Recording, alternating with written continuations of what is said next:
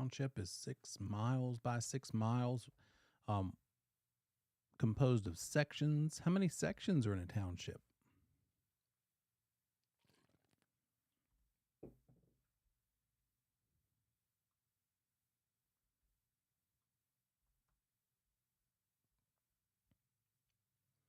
$36 of them. So therefore, a section is 1 mile by 1 mile, and someone said a minute ago was 640 acres in a section.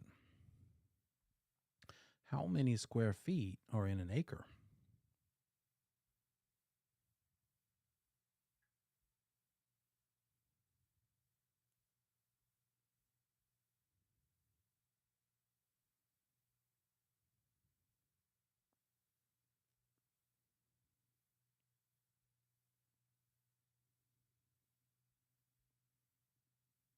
There we go, 43,560. How do you like to remember that?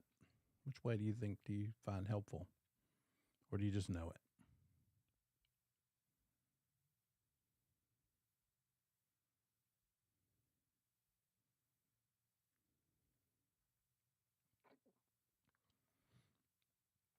So we've got that meets and bounds method. We've also got, as you mentioned a minute ago, reference to a previously recorded deed. We've got reference to a recorded plat map. Those are the 3 ways that we have legal description in North Carolina. There are other ways to describe property, though. What are some of those informal references to describing property besides the address? I know you know that one. What else besides the address? It would be an informal, non-legal way, not official way to describe property.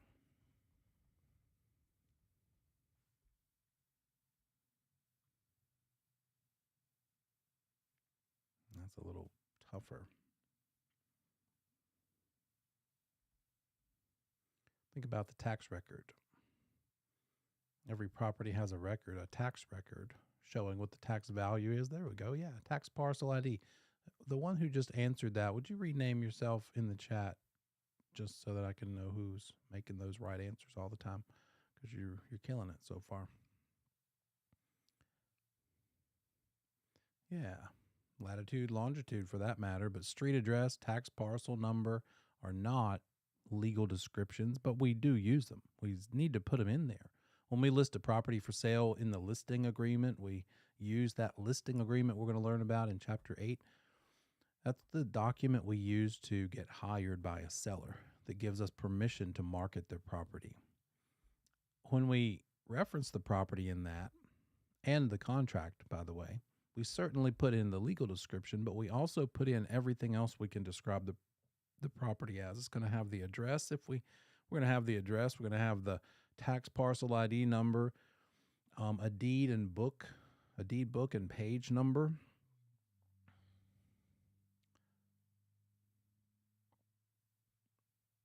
The reference to a recorded plat. It might say Section E, Lot 37. Whatever we know is what we need to put in there, all of it. We talked about a survey and how it's more than just to determine how big the lot is. The purpose of a survey is also to show easements, to show encroachments we've learned about, to show setback lines, how close to the line, the property line, are you allowed to build? You probably can't build all the way up to the line. Any sort of flood zones, all kinds of stuff. That survey is very important. Talked about some terminology. Alienation just means distancing yourself or getting rid of, transferring the property, to someone else through gift or sale.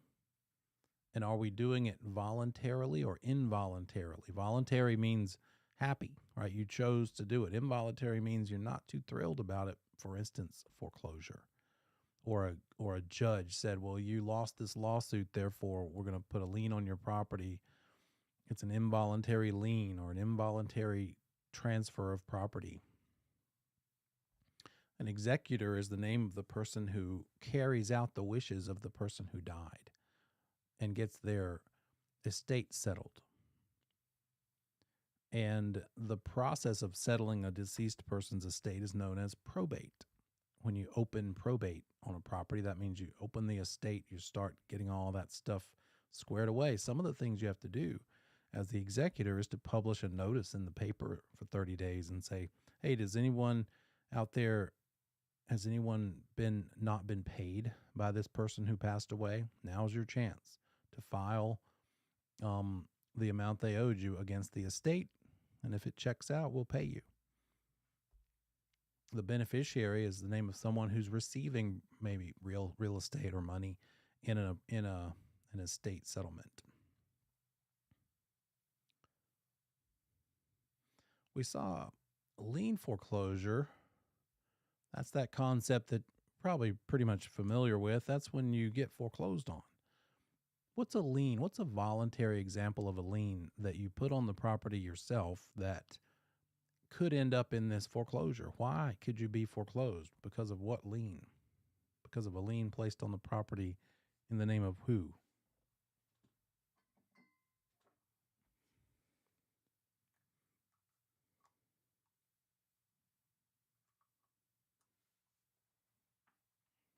Yeah, the mortgage lender.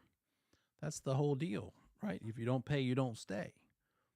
We'll loan you all of this, whole bunch of money to buy this place, but you got to promise that you will, and wrote it in writing, that you will let us take the property from you. You're putting the property up as collateral. Another kind of transfer of ownership could occur because of this thing. Tell me some things about adverse possession.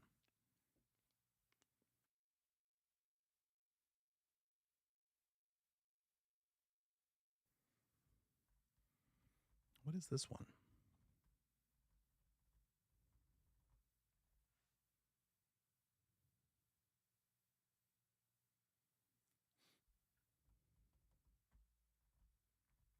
Adverse possession is it's a possible way you could transfer a property. Would it be voluntary or involuntary if somebody took property through adverse possession? It'd be a voluntary or an involuntary type of transfer.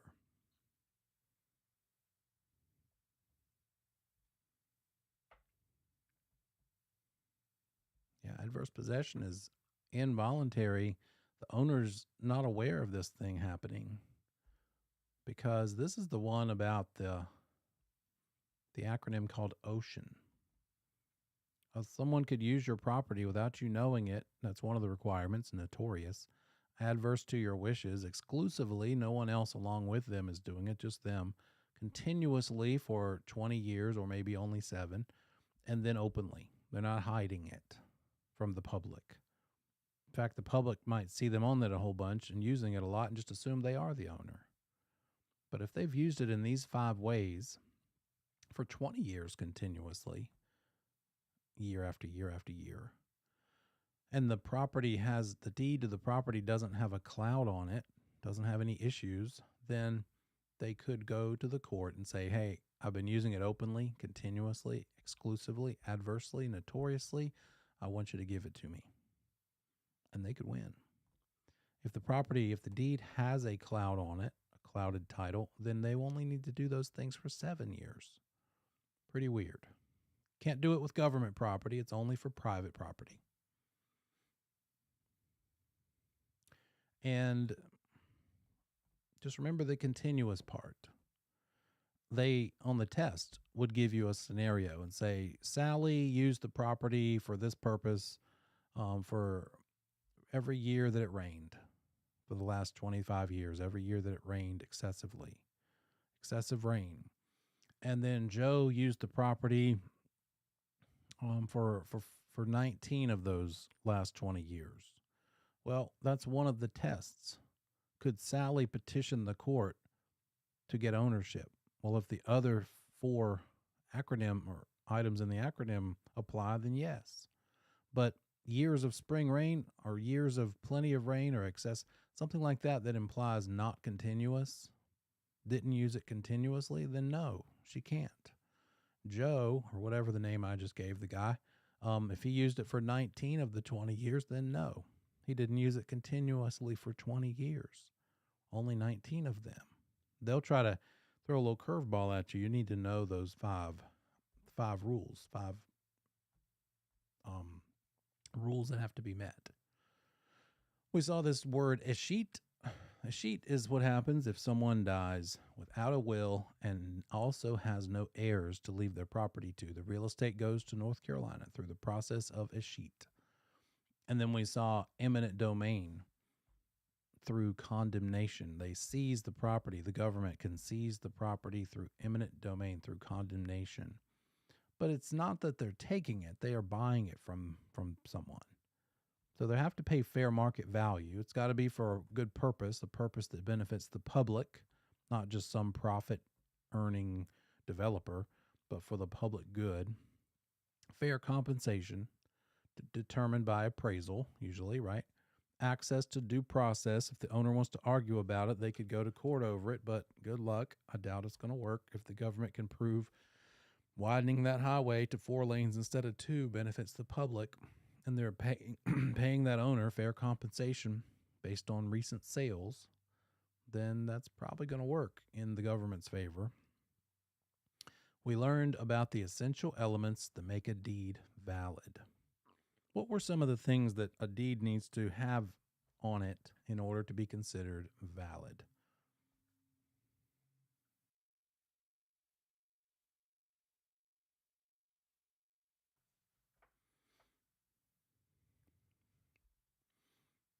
Yeah, there we go. Good job, Libby. The seller's signature only, not the buyer's. Buyer doesn't sign the deed, only the seller. Legal capacity. Good job. Must be in writing. Now, here's where you have to be careful. This is what will get you every time, because I would have been right there with you. It seems to just be smart and common sense that you should get a deed recorded, because you should. But recording the deed does not make it valid or not. Doesn't affect its validity. Whether it's recorded, and it's going to be recorded, by the way, in North Carolina, it has to be recorded in order to be considered a closed transaction. But the recording is not one of the things that makes it a valid deed. Think of it that way. Just because it's recorded doesn't make it valid. In fact, it doesn't affect its validity at all. It's valid whether it's recorded or not. Here are the things that make it valid. Signed by the grantor or seller. Legal capacity, 18, sane and sober. Identify the buyer and the seller both. Identify the property. Words of conveyance. Delivered and voluntarily accepted. I know that's confusing because we also said that voluntary acceptance in North Carolina means recorded. But the essential elements of a valid deed are the traditional terms or traditional meaning of delivered and accepted. It was delivered to the new buyer and accepted by that buyer. The non-essential elements of a deed are these: recorded, dated, witnessed, notarized. How much did it cost? Sealed. All of those things are really smart to have on a deed, and they're probably going to be on the deed. But these are not the things that make it a valid deed or not. Whether they're on there or not does not affect its validity. That's the way you have to think of it.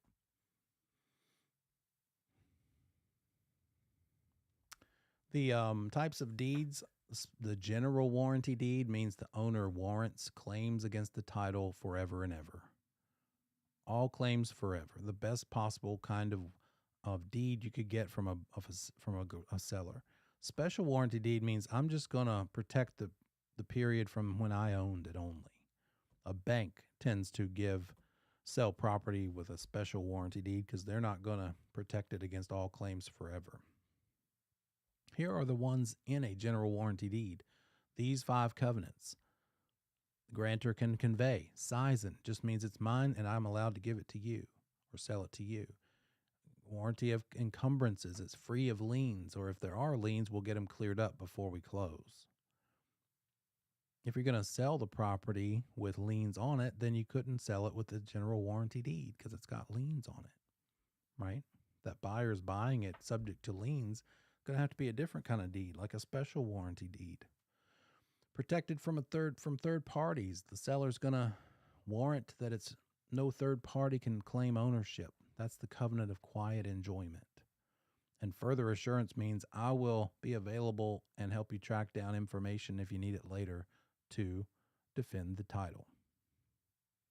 And I'll warrant it forever because the title insurance policy that I got on it while I owned it is going to help me with that part. And if the seller, I should say, who is giving this covenant of warranty forever, even after the sale, ends up dead or broke or cannot fix something with money in the defense of the deed, then the title insurance policy will. That's why it's important to get title insurance, even if you're buying property in cash or no loan, I should say. Talked about excise tax. How do you calculate excise tax? What's the calculation for that?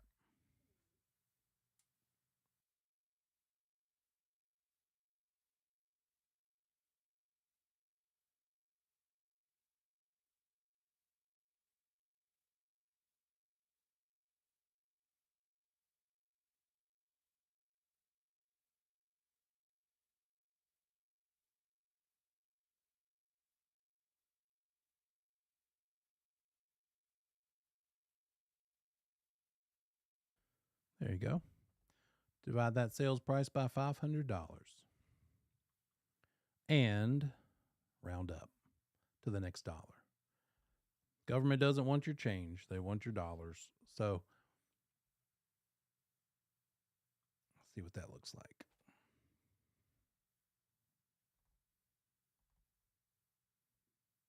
There we go.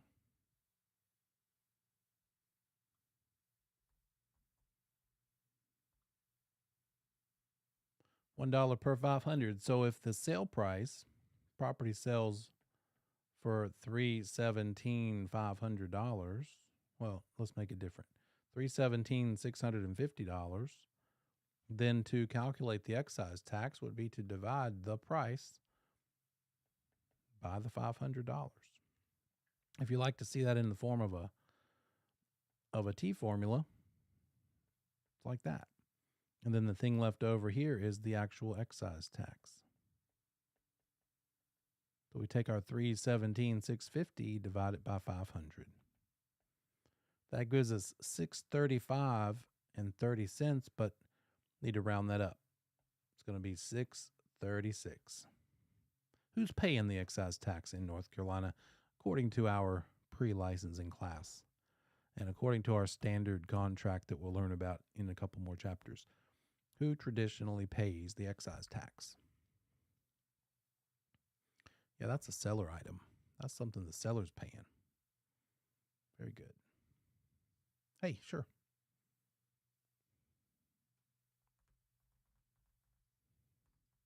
Yep.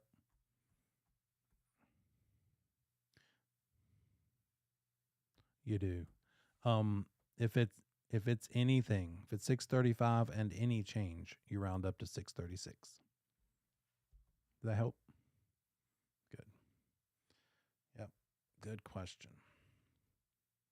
Should always, even if it's 635 and 1 cent, round it up to 636.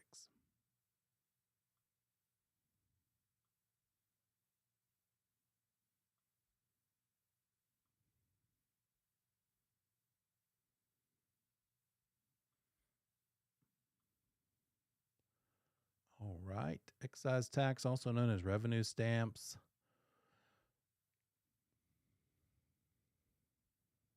Talked about title insurance. And that's that thing that protects, that ensures the deed is that it's part of the title search process. Title insurance is what you do the title search in order to get.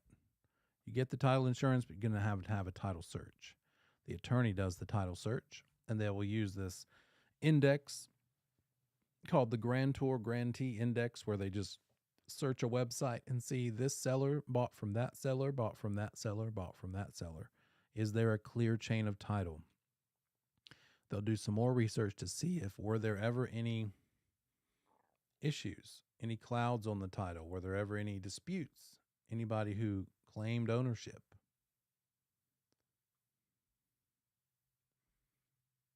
So that attorney is going to search public records, the grantor-grantee index, check for liens, and how far back do they need to search? Do you remember that one? There's a Marketable Title Act that says you only need to search back, thank you, Dawn, 30 years.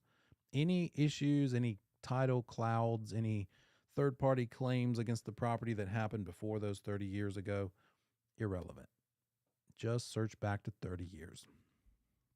There's an old attorney in Concord. I think he's still going at it. Maybe. It's got to be close.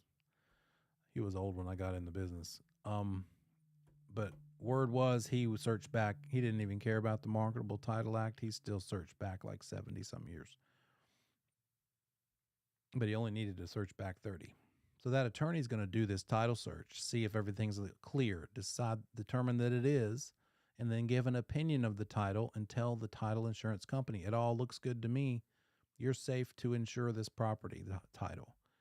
So that title insurance policy will be made and it's recorded. And if someone is borrowing money to buy the property, how many title insurance policies do they need to have? How many do there need to be?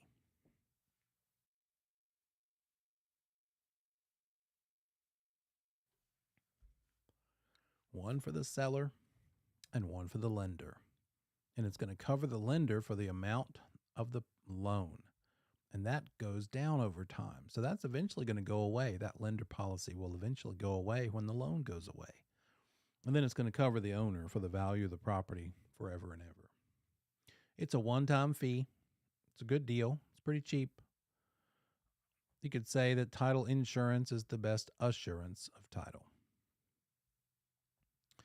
We looked at some documents that have to be recorded. This is something you need to have a good, strong grip of because testable item here. Know this acronym.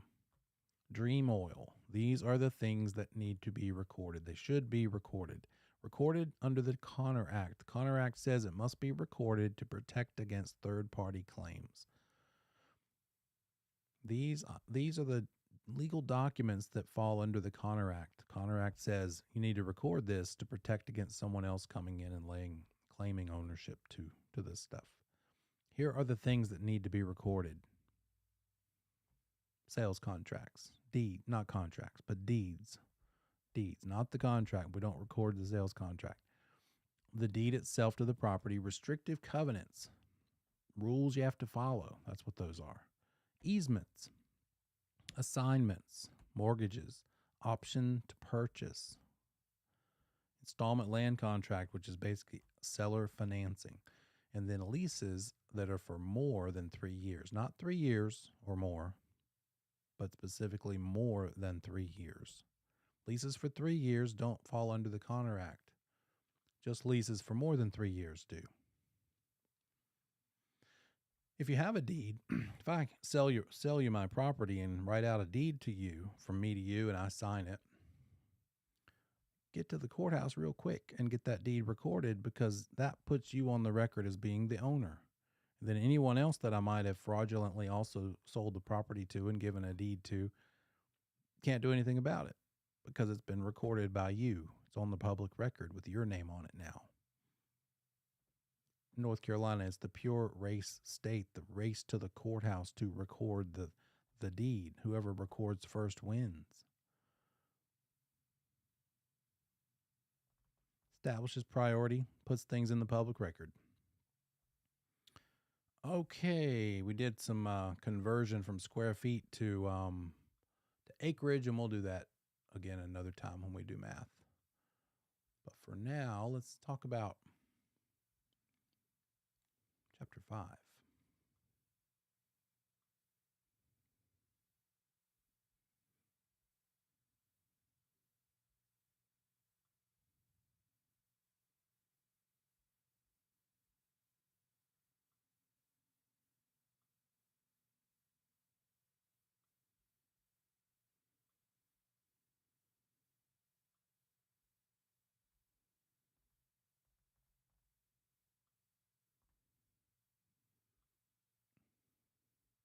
Can you see that pretty clearly? The slides? Let me know if anything changes and I'll try another method. If that works, we'll try this for a minute.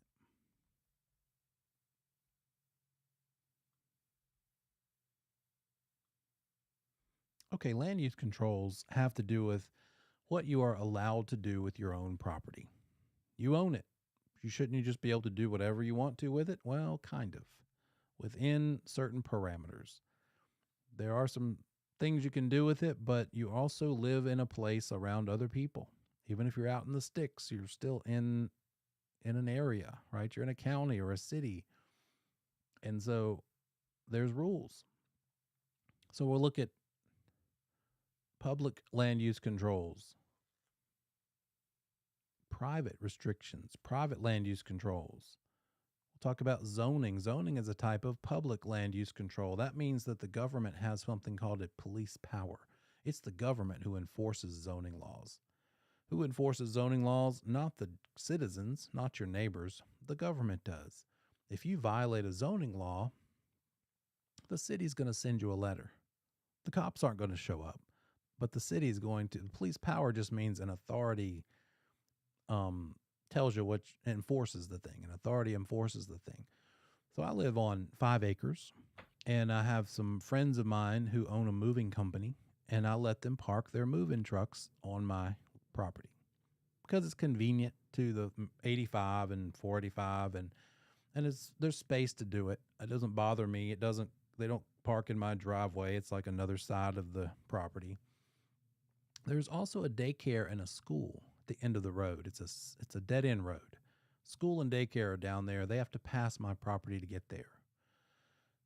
So I have a Ford Expedition that I don't drive. It needs to be repaired. It doesn't run. And so it's sitting there in the driveway. My zoning is I-1, industrial. My zoning is industrial. It is not residential. You look my property on the tax record, it says industrial zoned. Zoning is I. That means I don't have to do the same things that someone has to do who lives in a residential district. It means I can get away with more stuff in a way. I still try to keep things decent and nice, but the truck is sitting there with an expired license tag. Anybody have experience in a neighborhood if you have a vehicle with an expired tag? Anybody care about that? Yeah, people tend to care about that. So I got a letter in the mail one day, and it said, City of Concord, you have a vehicle with an expired tag or no tag, and since you're in a residential area, you're going to be fined if you don't fix this. And so I called the number on the letter, and I said, well, yeah, I got your letter. And the guy said, yeah, okay, I'm looking at it here. Yeah, you're going to have to get that vehicle tagged because apparently there was a complaint. And, well, no, I don't know if he said there was a complaint, but he said, yeah, since you got to have tagged or licensed vehicles in residential areas. And I said, well, see, that's the thing. If you look me up on the tax record, you'll see that this is not a residential area. It's zoned industrial. And he click-clacked on the keyboard a little bit, and a minute later he said, huh, wow, you're right. Okay, well, disregard the letter. You're fine. I'm like thinking to myself, I know I'm fine, but I'm glad you confirmed it. And what I think happened is I had noticed when my buddies would move back their moving truck into my lot, there might sometimes be a backup of cars if it was the time of day when people wanted to pick kids up.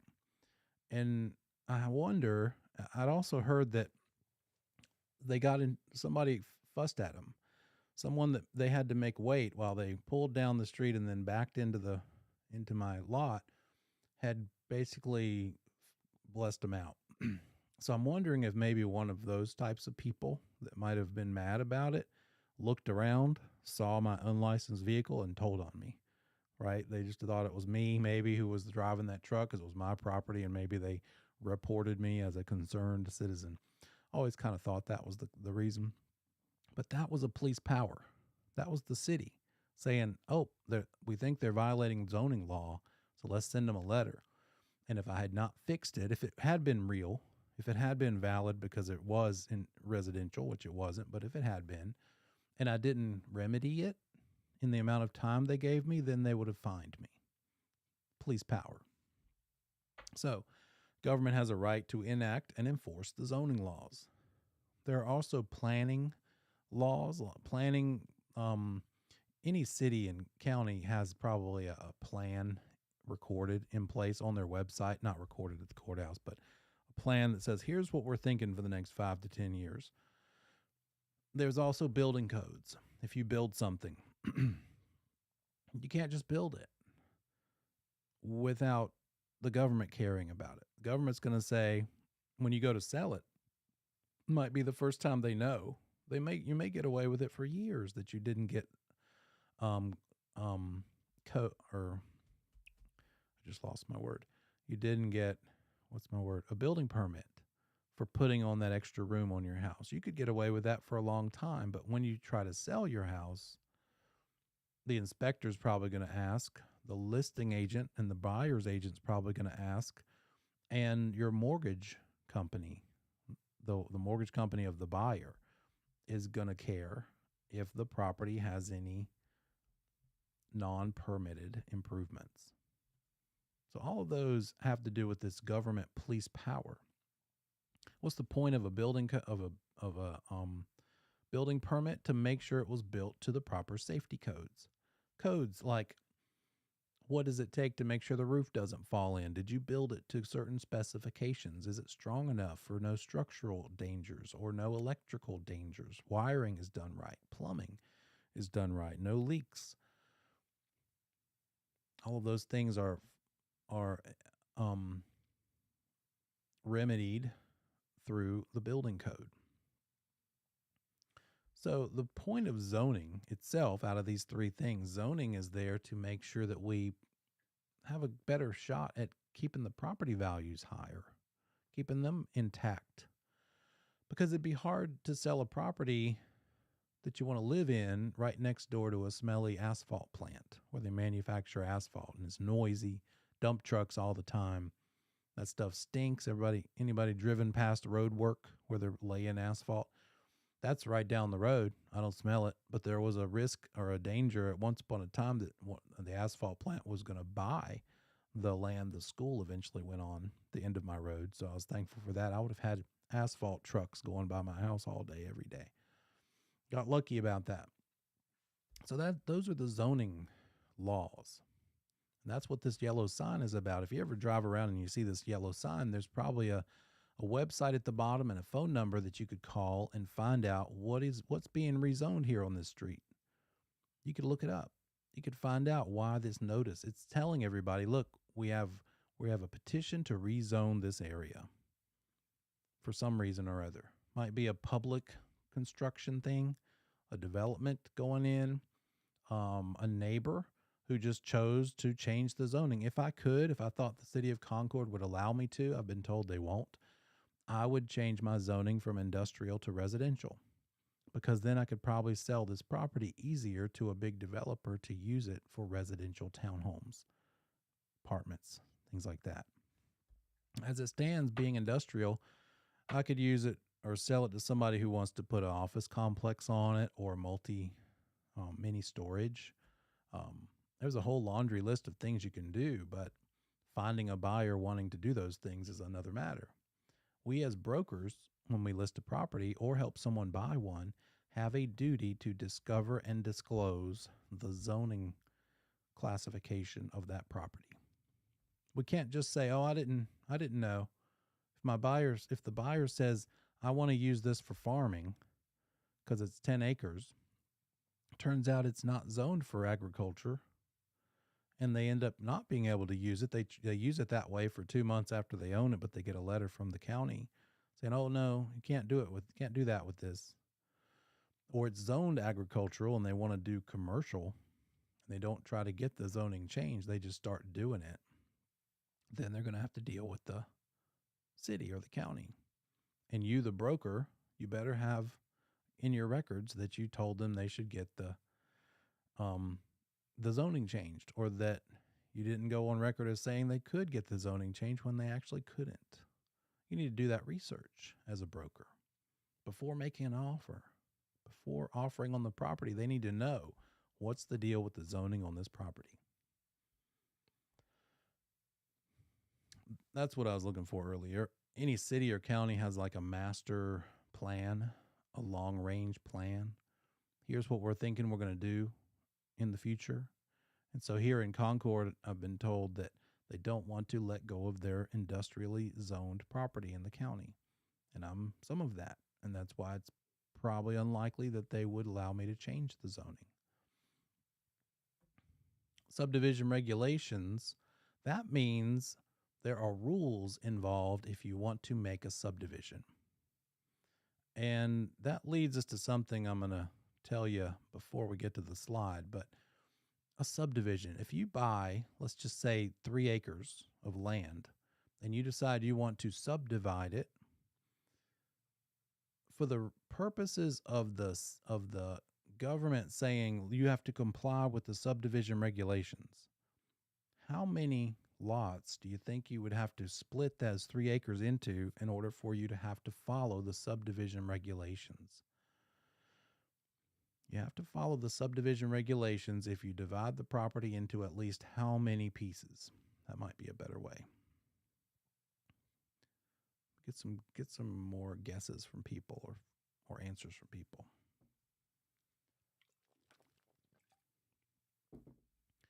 3 acres, you want to subdivide it. And of course, if you're going to be a developer, you're going to get paid more if you can divide it into more pieces, probably.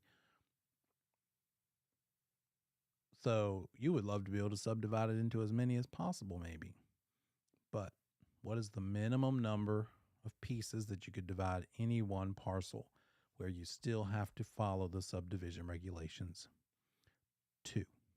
Only 2. Can you imagine a subdivision that is only 2 lots? Well, it's for this reason. Even if you divide property into only 2 pieces, you have to comply with the subdivision regulations. That's probably the best way to think about it and look at it. What is a subdivision, therefore? 2 lots, property being split into even only just 2. You have to comply with subdivision regulations. What do you have to do when you develop this thing into a subdivision? That's what we're talking about. And that's going to depend on the city or town you're in. They have different subdivision regulations. But what is the same is even only 2 lots constitutes a subdivision. A developer splitting property into even just 2 has to comply with these regulations. You also have to comply with building codes and also environmental regulations, keeping the habitats safe, especially in water areas. Lake Norman, Lake Tillery, Baden Lake, Wiley, and the ocean. The ocean is unique because you've got freshwater rivers flowing into salt water, and that part where the fresh combines with the salt is a very unique ecosystem. And so a lot of regulations about what you can do when you're building and developing property in those types of areas. You can't just dump soil into those bodies of water. You can't just dig out the soil from the end of your boat dock so that you can put a bigger boat out there. It's called dredging. You can't just dredge. You can't just dig out. There's going to be fines if they may not let you do it. I knew a rich old dude one time who said to me, yeah, I'm going to get the backhoe out here because I don't have enough depth for my boat, so I'm just going to go ahead and make it deeper out there. They're fining people for doing that, but I'll just pay the bill. I'll just pay the fine because I want what I want. Well, that's one way to do it. I don't advise it. Glad I didn't have a real estate transaction with him. He was just some old friend of a friend kind of guy. But it's a pretty steep fine, thousands of dollars, because you're protecting the environment. That's the point of it. So these environmental regulations really matter for us as brokers. If I had been representing him as a listing agent or bringing a buyer to buy his property, then I absolutely would have been alarmed to hear that, and I would have pursued it. Certainly told my client if he were wanting to list his property with me and he said, I'm about to just dig the end of the soil out from the end of the dock so the bigger boats can get in, then you can tell everybody that they could have a big boat on the dock. I would have had to say, please don't do that without a permit. You better get a permit. Oh, we can't get a permit right now. They're not issuable. And then don't do it because I've got to report that. Because as brokers, we have to disclose material facts. And that would be a material fact. Unpermitted digging, unpermitted dredging.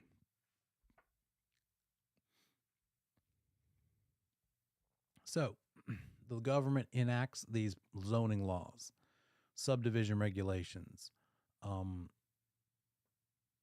building codes, environmental regulations. They enact all of those things and they enforce them. The local government, not the federal, not the state, the local is what's going to interact with you regarding these things.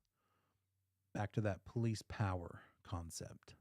If you break these rules, these regulations, zoning, environmental, building codes, there's probably fines as the penalty levied by the government.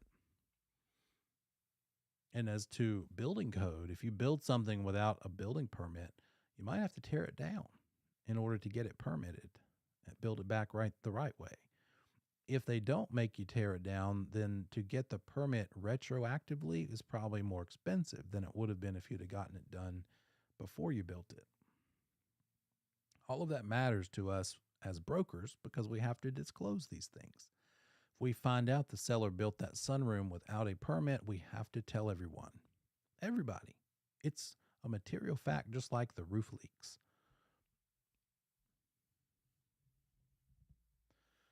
So zoning digs deep, so to speak. Zoning laws have to do with all of these things. How big can a lot be? Remember back to the original example, you have 3 acres. How many lots can you divide those 3 acres into? If you even only divide them into 2, you have to comply with subdivision regulations. Yeah, that's true. But the answer to how many can you divide 3 acres into depends on where they are. Where are those 3 acres? Different cities, different counties, different towns have different rules about that, different zoning requirements. You might see a zoning referred to in all kinds of ways. You might see something labeled R2 or R4, R10, residential 10. The bigger numbers mean more lots per acre, typically. So if you see an R10 zoning, that probably means it's intended for townhouses or something where it's very densely packed. If you see R1 or 2, it's going to be fewer houses per acre, and therefore properties around those areas are going to be bigger yards, bigger lot sizes. So the zoning laws regulate the size of lots that are allowed. Density just means how packed in can the property be. I remember when I got into the business in 1996, and we would see a property that had 0.25 acres, a quarter of an acre. We would just marvel at how tiny the lot was. And then over the years, I ended up buying a house myself that was 0.18 acres, which was the biggest in the neighborhood, but most of them were 0.1. So that's a tenth of an acre.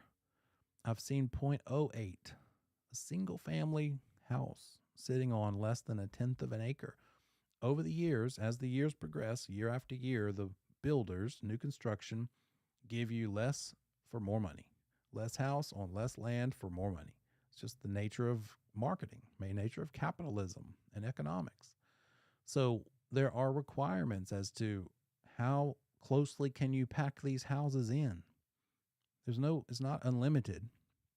You can't just anywhere put a house for every 100th of an acre. That'd be insane, right? There's going to be a certain level, and the zoning laws dictate that. How close can the houses be here? Setback lines have to do with how close to the property line you're allowed to put improvements. Where can you build the house? Could you build it all stacked to one side? Something like this. If this were the property border, and let's say here's the street out here, and let's just do that. There's our street. Could you, if you wanted a nice big backyard, could you just put the house just right up here in the corner and then have all of this space for yard? Maybe put another building because you want to do mechanic work, and you build that in this other corner, and then you have all this private, blocked from the road space. No, you've got to look at that survey, see what the setback line requirements are for the area, and it's probably going to look something like this. Within your property boundary is another rectangle in this case, or whatever the shape your property is. Probably lines up better with your actual lines, but you can't build past the yellow line, the setback line. And they might even have further regulations that say, well, the house has to be pretty much in the middle. But at the very least, you can't build in this zone. I wonder if that would work. Let's see. Oh, good. Can't build in that part. At the very least. Setback lines is determined by zoning.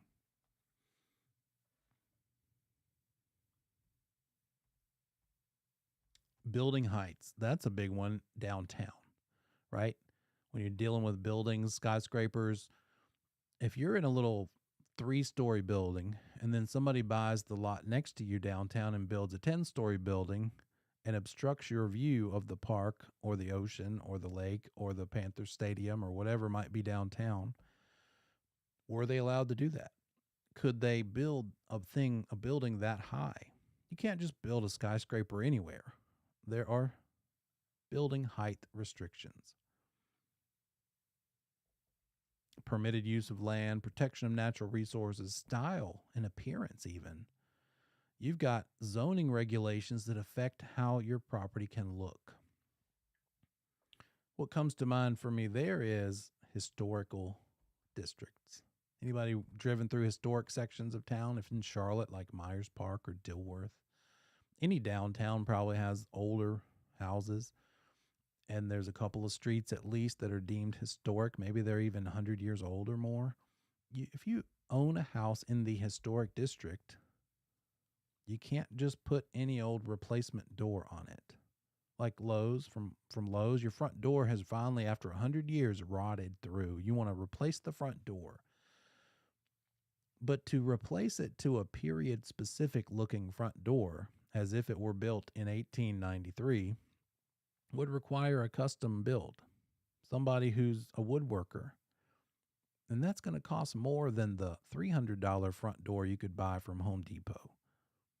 And so you're not allowed to do it because you chose to live in the historic district. You've got to put historical reproduction level repairs, reproduction level components on your house. If it's one of those Victorian houses, you can't just take out the pickets, take out all the scroll work. You've got to leave it because that historic zoning has requirements for maintaining the style, type, and appearance. A couple other types of zoning. A buffer zone is some land that separates two different land uses. So between, say, residential and commercial, between the neighborhood and the Walmart would be a buffer zone, so that you don't have a neighborhood right up next to the Walmart, because that probably wouldn't be great for property value to back up to the dumpsters in the back of the Walmart. Cluster zoning means you have some flexible zoning going on. The density within a project can vary, like a planned unit development, a PUD, planned unit development. That means one of those big neighborhoods. In North Charlotte, Northeast Charlotte, Highland Creek comes to mind because within the Highland Creek neighborhood, there are single-family houses of various price ranges. There's townhouses. There's senior housing, 55 and older. There's daycare. There's a school. So the density in a townhouse community versus a single family is going to be different. The zoning in that townhouse community is probably R8 or R10. The zoning just a few blocks down the street in the single family section is probably R3 or 4 or 5. But that's called cluster zoning. Another term you're going to need to be familiar with is this one. It sounds like some kind of a space thing, but it's the area outside of the city jurisdiction would still have to comply with the city zoning laws. Extraterritorial jurisdictions, the jurisdiction outside of the city limits, meaning the municipality, that just means the city or the town, could still have a say-so, still have authority to regulate the zoning outside of their lines for a little ways, 1 to 3 miles outside of their city limits. They could still dictate what you're allowed to do there because it affects the city itself or the town itself. But that's called extraterritorial jurisdiction. The local town, municipality, city could have a say-so as to what you can do with property, even though it's outside the city limits by a mile or 2 or 3. Zoning ordinances are intended for the good of the public. They're there to protect the public good. Therefore, zoning rules, zoning laws should not alienate, should not violate the rights of any one property owner. You can't pick on people with zoning laws. They need to be exercised in a reasonable manner. Does it benefit the public good? It needs to be specific and clear. And the zoning laws have to be free from discrimination. And you need to apply them to everybody similarly. You can't give anybody extra treatment, extra benefit with the zoning laws just because they have a cousin on the zoning board and they let their cousin who owns land in an industrial district build it for residential just because they like them. Not allowed. That'd be called spot zoning, as we'll see in a little bit. Spot zoning is illegal. Can't give preferential treatment to someone with zoning laws. And you can't give the opposite of preferential treatment, I guess, discriminatory treatment or negative treatment of somebody through zoning laws either. Here's another phrase to know in this subject matter: legal non-conforming use. And a good example is my situation. I live in this property residentially. I reside here, but it is not zoned for residential, but I get to because I have legal non-conforming use. I was here first before the zoning laws changed. Therefore, I can still use it as residential. I no longer conform to the zoning because the zoning changed. I'm allowed to continue using it as a matter of right. The phrase grandfathered in. Anybody heard that phrase? The property's grandfathered in. It just means that it's been around. I've been doing it this way, using it this way since before the zoning change, so you can't make me stop.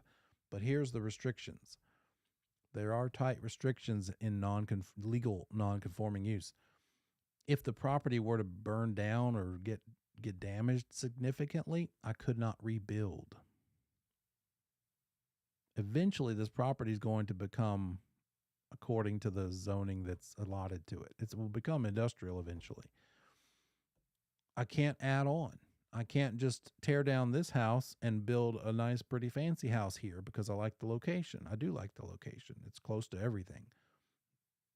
But I couldn't just build a nice, fancy house because I have legal non-conforming use. I can use it as it sits. I can keep it in repair, but I can't make it fancier. I can't replace it if it were to get damaged significantly either. Grandfathered in, legal non-conforming use. It's legal, but it's a non-conforming use. Another term is a variance. If there was something to do with the zoning that was causing the owner unfair hardship or undue hardship, that owner could prove, look, I'm being persecuted here. I'm having a harder time than everyone else because of having to adhere to this zoning. Therefore, please let me deviate from the zoning. Here's an example. Remember eminent domain? The government, for instance, like widens the road.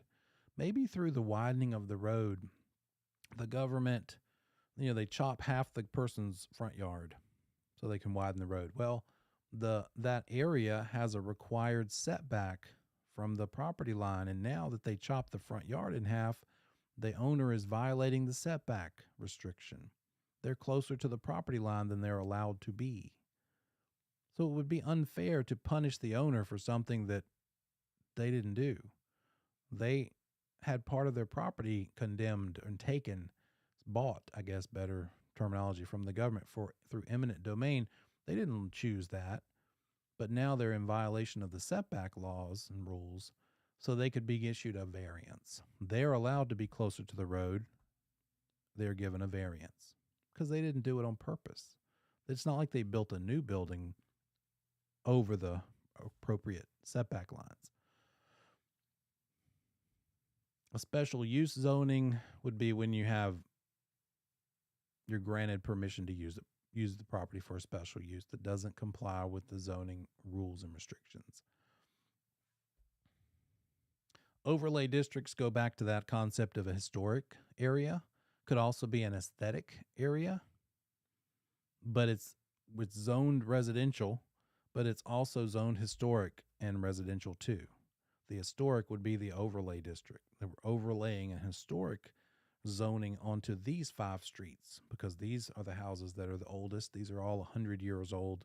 So this area is our historic district. It's an overlay district or some sort of aesthetic zoning. You've got to keep certain look in the buildings in this part of town for aesthetics. We come back from break. We'll talk about a couple more terms, and I'll see you in 10 minutes.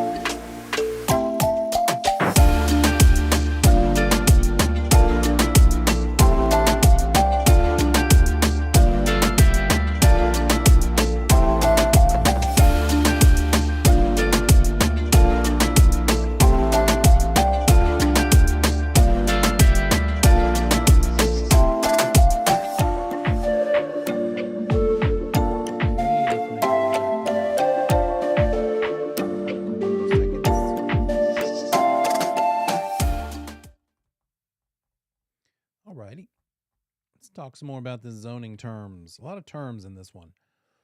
Spot zoning, we referenced that a minute ago. Spot zoning is illegal. You're giving someone a benefit, not for the public good, for that one person's benefit. You can't just let one person in the middle of a certain zoning type do a different zoning type just because of who they are, for instance. Illegal. Spot zoning is illegal. That's an easy point on the test. What should a broker do if someone has a question about zoning or property usage? You're a broker, potential client or a current client says, what's the zoning here? Or what can I do? Or could I change the zoning? Some sort of a zoning question. What should you do as the broker?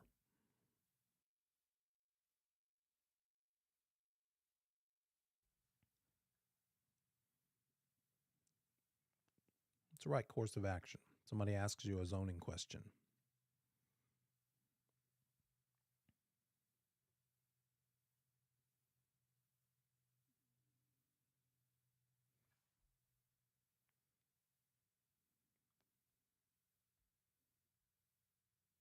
What you think?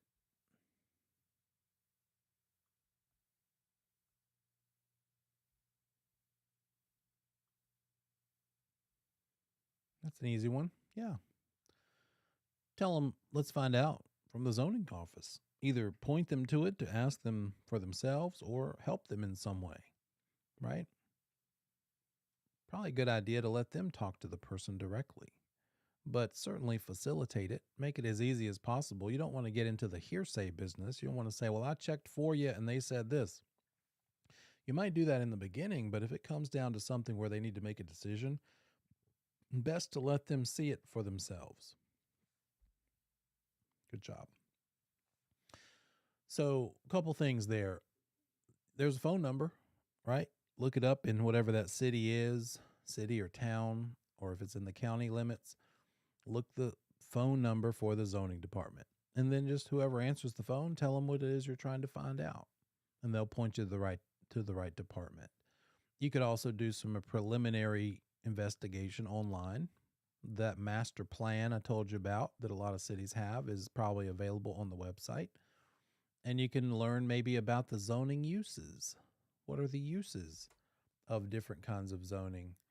That would be something, let's see here, that could be found. Let's see,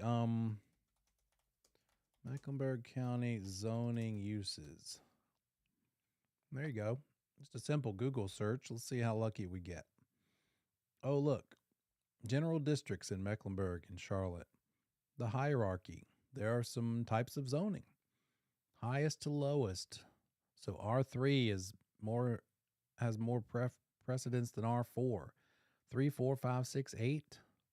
Got R8 MF, I think, for multifamily, probably. R8 multifamily. R12 R22 multifamily.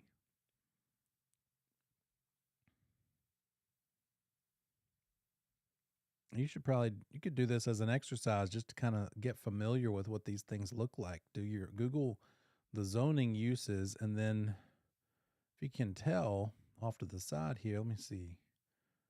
I don't see how many pages, but it's a bunch. I can tell by how big this thing is over here. I mean, all kinds of things. Subdivision things, single family districts, maximum coverage for detached dwellings. It covers everything. Here's the code. Here's the zoning codes for Charlotte and Mecklenburg. A minimum lot area for a duplex. Minimum lot width for a duplex is 50 feet. You don't have to know that for our test, but just, I mean, it's all there, guys. So there's step one. And then if you save it as a PDF, you could probably just do a find the word, and maybe help look through this hundreds of pages worth of document for that one question your client has, right? Equestrian oriented subdivisions.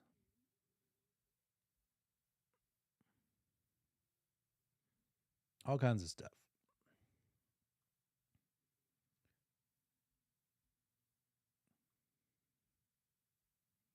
Here's the subdivision regulation. So again, easy test question. They like to ask this, at least on the practice exams I've seen. What's the minimum number of lots that a property could be divided into in order to have to comply with subdivision regulations? 2. At least 2. 2 or more lots is considered a subdivision for the purposes of complying with the rules. Now, here's another way they could ask you this question about subdivisions. Which of the following are examples of public land use control? Public land use control. What are examples of public land use control? And then the answer choices might be zoning, restrictive covenants, subdivision regulations. Let's just go with those 3. Zoning, restrictive covenants, and subdivision regulations. Which of the following is not a public land use control? Because 2 of them are actually public ones and 1 is not. Which one is not?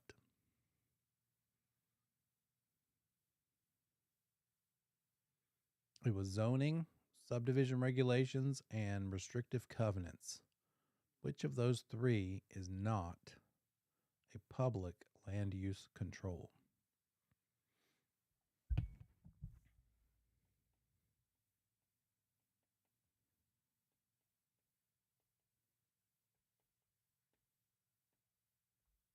Restrictive covenants. Restrictive covenants. Zoning is a public land use control because it's part of that police power. The government has the police power to enforce it. Zoning laws. And you can remember it just thinking of that yellow sign with the blue Z. Subdivision regulations are a public land use control because there are subdivision regulations issued by the government that we're looking at right here. There's a whole book. That's the Charlotte Subdivision Ordinance. If you want to be a developer and create a subdivision, you've got to comply with what's in this booklet. You could look it up. It's a PDF. You could probably Google search it and find it right now. So, city and county laws that govern the creation of subdivisions. Divided in a subdivision is when you divide into at least 2 or more lots. You have to comply with these regulations, these ordinances. There's got to be a preliminary plan. If you're a developer and you want to make a subdivision, there's got to be a plan, preliminary plan. Here's what we're going to do. Here's where it's going to be. Here's what we're going to do. The type of property. There's got to be in the final planning stage involves buying the land, figuring out the financing, and then starting up the actual development is recording those plans on the public record at the courthouse, recording them, and then building the project, and then selling the lots and transferring that ownership upon closing. In order to sell the lots in that subdivision you've just created, you haven't built the house yet, but you've cut it up into lots, and you want to sell lot 38 to somebody who's interested. In order to write a contract for lot 38, you have to have the preliminary plat map recorded. There must be a preliminary plat map to write the contract. But for that contract to actually close, like once you built the house and now you want to close, you have to have a final plat map recorded. You can start selling them with just the preliminary one. Here's what we're thinking the subdivision is going to look like and be laid out as. But in order to start to close on the sale, got to have the final version. And if you think about it, that makes sense. If you're buying in there, you want to make sure you know for sure this is the way it's really going to be. This is the final version that's been recorded that they have to comply with. This is what they have to produce now. This is what this subdivision has to look like. The final plat map.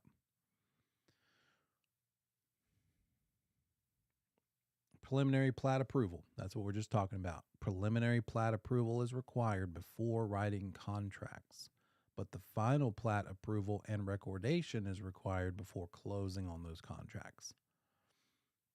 It it is such an important thing to comply with the subdivision ordinance that it's illegal not to. Developer could be guilty of a crime. It's a criminal act to close on lots in an unapproved subdivision. Can't sell people lots in a subdivision that is not approved. Otherwise, it's a crime. Those streets within the subdivision, that's another important piece of this thing. Any streets that are in any city, any town, you've got to know whether they are public or private, publicly maintained or privately maintained.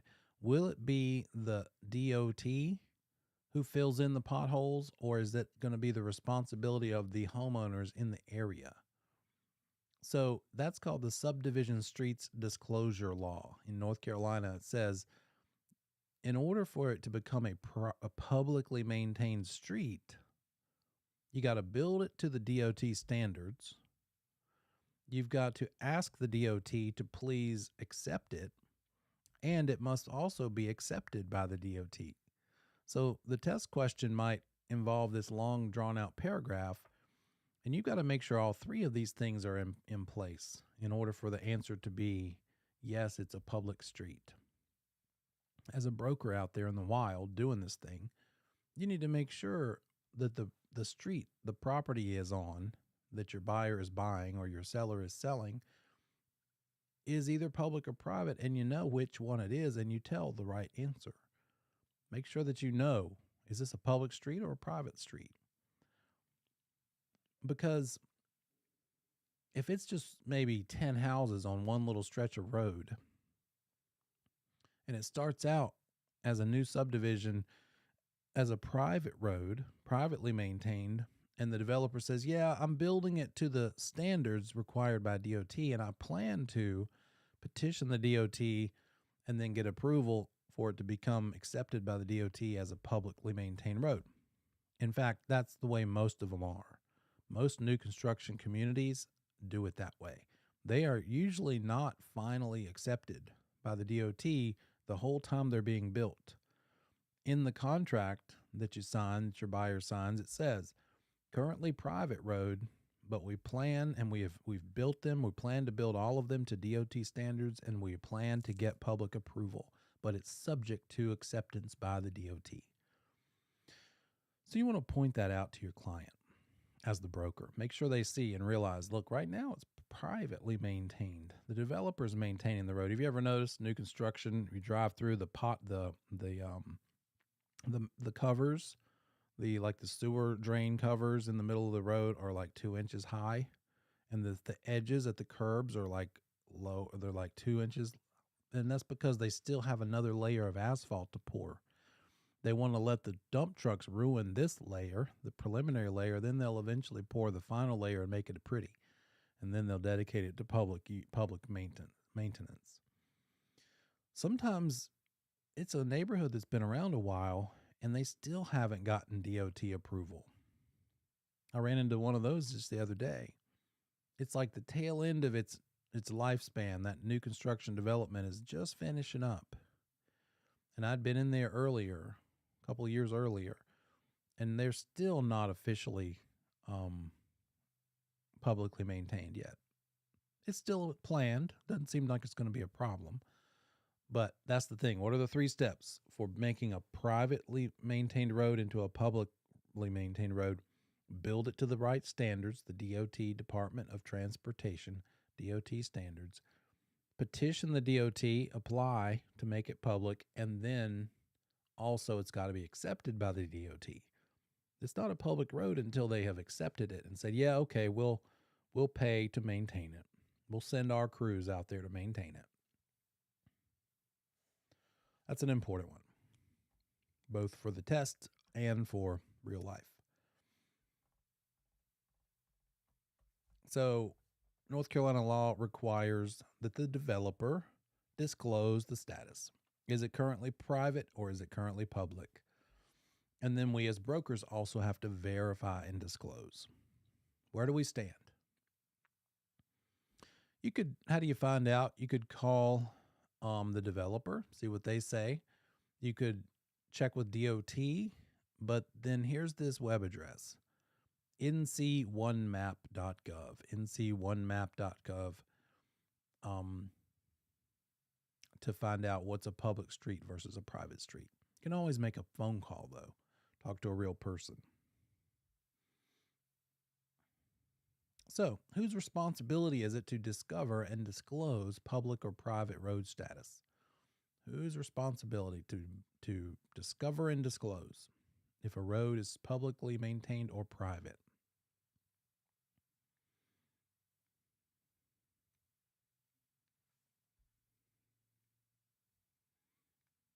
Got it. Us. It's on us. We have to discover and disclose things, and that is one of those things. One of those many, many things. Good job. Building codes, another government police power. You can't just build any old structure. Well, you can, but you might face having to tear it back down. You might face being fined. You might face not being able to find a buyer who can get financing to buy your property because that lender wants to make sure that everything is permitted properly because it's about safety. If we're building something with a roof on it, for instance, is that roof going to fall down on people? Is the deck? I've heard of cases like in college towns, some college condo, big, huge raging party. Everybody's out on the deck and it just collapses and hurts people. It wasn't built to code to support 85 people dancing around. If it had been built to code, it probably could have supported it. So building codes, it's a local government thing again. Back to the local. Don't forget, in this course, we see this a lot. There will be state and federal guidelines sometimes. There will also be local government guidelines. It doesn't matter. The strictest one wins. Well, when it comes to building codes and zoning laws, it's all about the local government. That's who implements and enforces, is the local government. So building codes are standards for construction.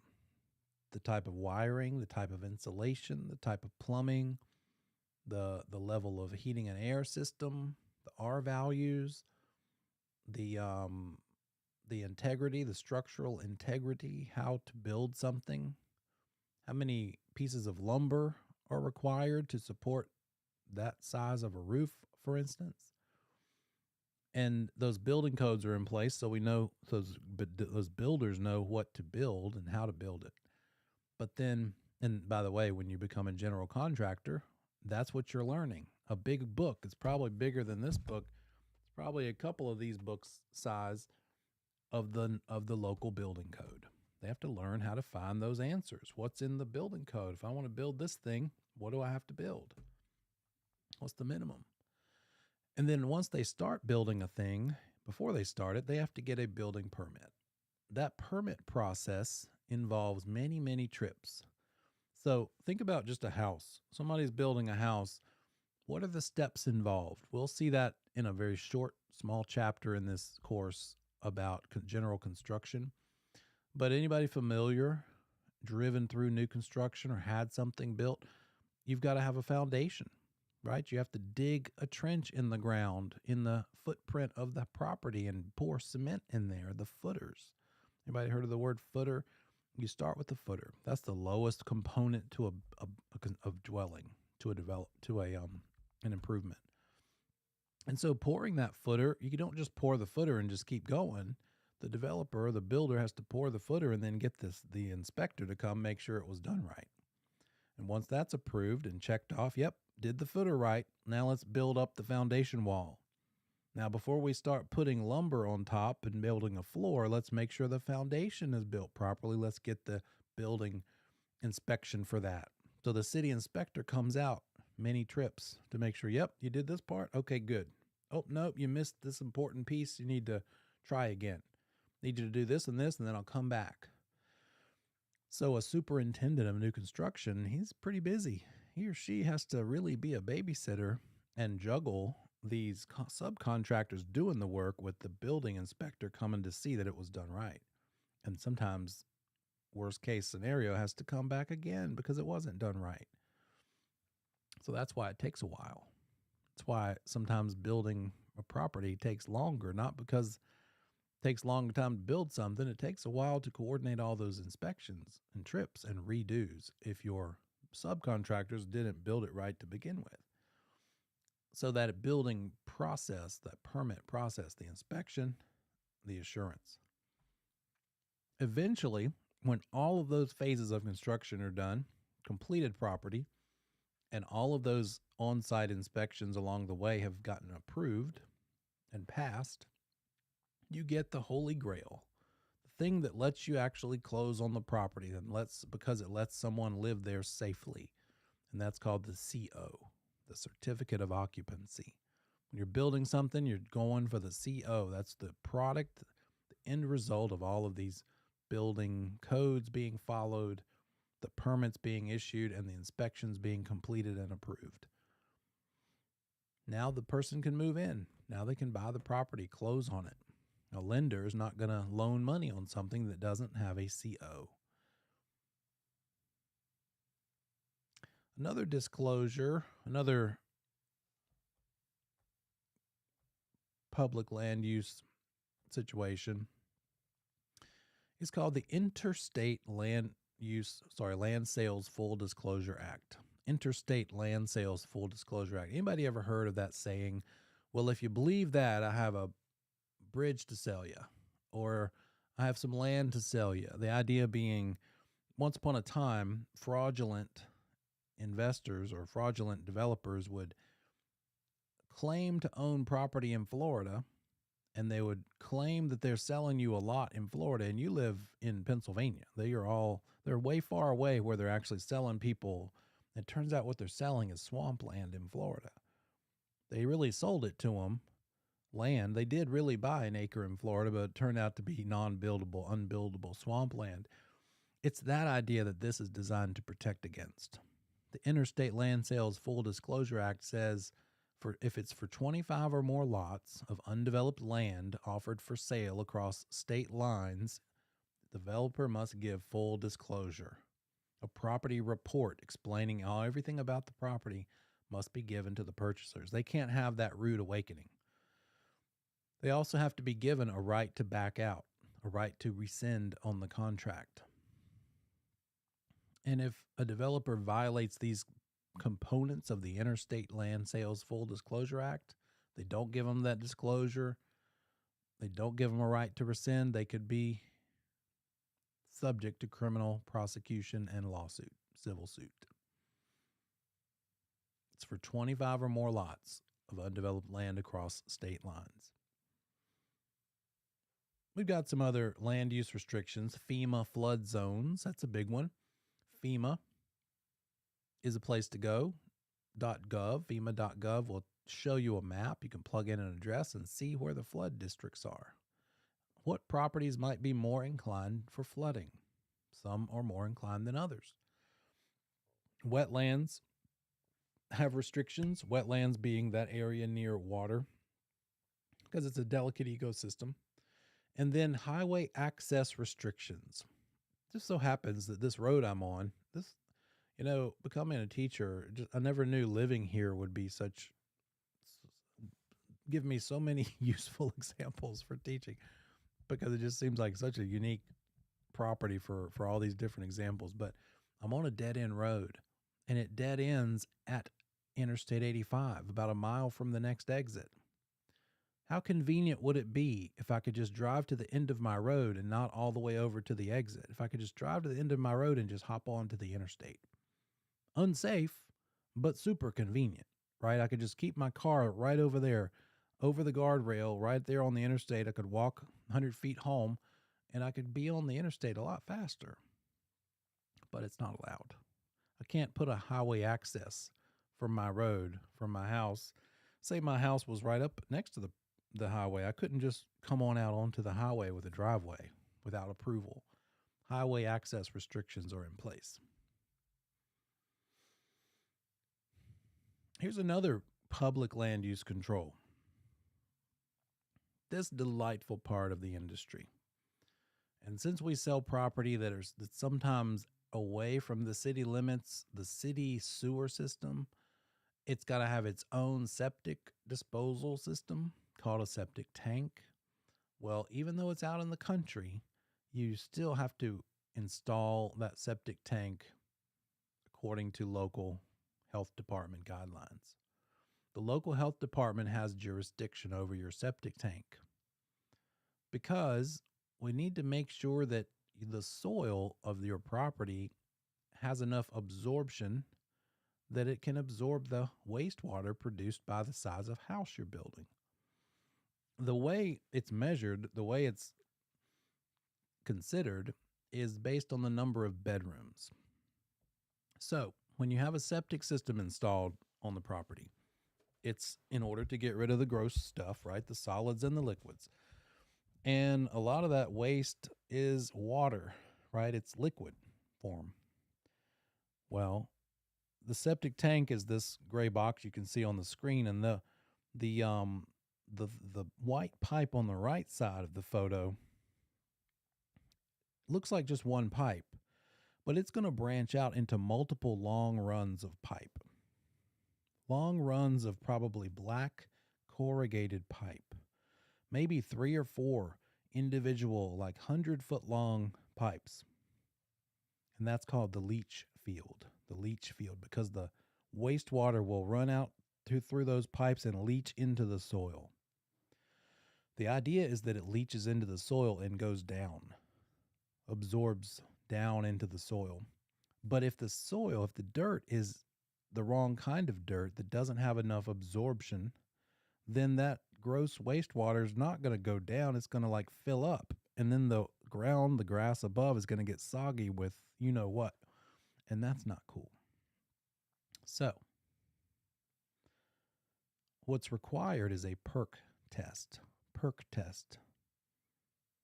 In order to put a septic tank system in a property or on a property, you need to have the county health department county health department inspector come out and do a perk test. And those are done in different ways. It could be that they core out like a 2-inch diameter several feet down into the ground and put water in it and see how long it takes that water to soak in. It could be done with a backhoe. They build a bigger hole, dig a bigger hole, and just they're timing it to see how long the water takes to go down in, because that's how long it's going to take the wastewater to go down in. And let's make sure it's not some weird kind of clay that won't allow enough absorption. Now, it's based on the number of bedrooms, the size of how many bedrooms in the house, not bathrooms. That's an easy one to get wrong. Septic system, the septic permit is not measuring number of bedrooms. It doesn't depend on how many bathrooms is in the house. It depends on the bedrooms, because the idea is there are 2 adults for every bedroom. You want to have a septic system that can support the absorption of wastewater produced by 2 adults per bedroom. So if the perk test says that this septic system will perk for a 3-bedroom home, then it's a septic system that can the soil is able to absorb 3 bedrooms, 6 adults worth of wastewater. 6 adults worth of wastewater. For perks for a 4-bedroom home, it's able to absorb 8 adults worth of wastewater. That's the idea. So what do you need to know about this? Septic systems, a septic tank is governed by the local health department. You would, in fact, contact the local health department to see if they have a septic permit on file for the house that your buyer wants to buy or the house that you're listing for sale. Has a septic tank? Oh, what does it perk for?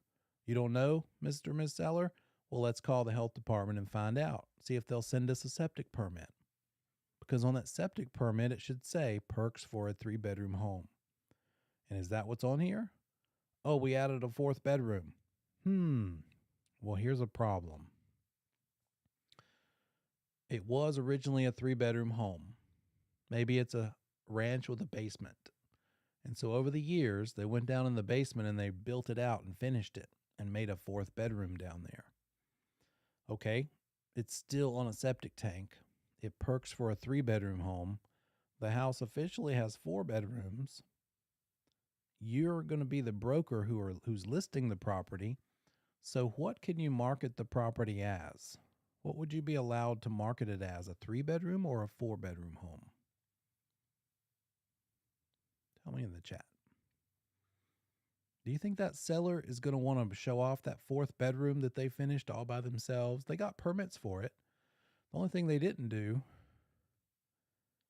is update the septic system to accommodate the extra bedroom, or even make sure that it could be that the current septic system could support a 4 instead of a 3. So for you, a broker, to now tell the whole world this is a 4 bedroom home would be big trouble. You're going to have a talk with that seller and say, hey, seller, you made such a lovely bedroom down there. You did a great job. It looks great. Looks like it was built that way from scratch. But I can't market it as a 4 bedroom home because it still shows the septic permit. It perks as a 3 bedroom home. Well, how could we change that? You could either have a septic company come and assess the septic system and see what would be required to see if it could perk for a 4 bedroom home. Maybe another pipe in the leach field, maybe another extra length of 100, 200 feet of pipe or something. Maybe that's all it would take. Maybe it has to be a bigger septic tank. I don't know. I'm not a septic guy. But let's talk to a specialist and see what's happened. See what we need to do. Another solution could be that they've lived there for 30 years, and back when they built it, the reason they used a septic system was because there was no other option. The city sewer lines didn't come out that far, but now they do. 30 years later, the city limits have come out and taken over, and it's actually considered in the city limits now. And also, there's city water and sewer pipes available at the street. If this owner wants to pay for it, they could tap on to the city sewer lines and let the city handle their sewer disposal needs instead of the septic tank they've been using all these years. If they do that, they could call it a 4 bedroom home, no problem, because the perks for 3 or 4 bedroom home thing only matters if it's on a septic system. Doesn't matter at all if it's on a city sewer system. Does that make sense? Now, here's the kicker. Sounds like an easy solution, and it is, except that it's pretty darn expensive to tap onto the city sewer system. It's probably several $1,000s. It's probably just about the same cost as if they were putting in a new septic system. Tapping on might be $3,000, $4,000, $5,000, $7,000. But then they could call it a 4 bedroom, or maybe a 5 or 6 or 7. Maybe that basement has 3 more bedrooms, and now it's a 6 bedroom home. But if we keep it on the septic tank, all we can call it is a 3 bedroom home because that's what it perks for. Also, have you ever had any trouble with it? You've got 6 bedrooms now, and all those bedrooms have people in them. Is the system handling it okay? Maybe not. Maybe they've had trouble, and it's because the system's not enough to handle 6 times 2's worth of 12 adults worth of wastewater. I mean, heck, even if it's only one person really, literally per bedroom, 6 people's worth versus 3 people's worth might show up sometime. Maybe things stay a little wet out there on the surface of that leach field. What if you find a property for a buyer or list a property and the owner says, well, it's old. I don't know what it perks for. So you call the health department and they say, we don't have a permit on file, because guess what? Some cities don't keep them forever and ever. I know one city, I think Stanley County, might keep them for 7 years only or something. But what would happen if there's nowhere you can find what it perks for? You don't know. Nobody knows. What might you think to do if you can't find proof of what the property septic tank perks for?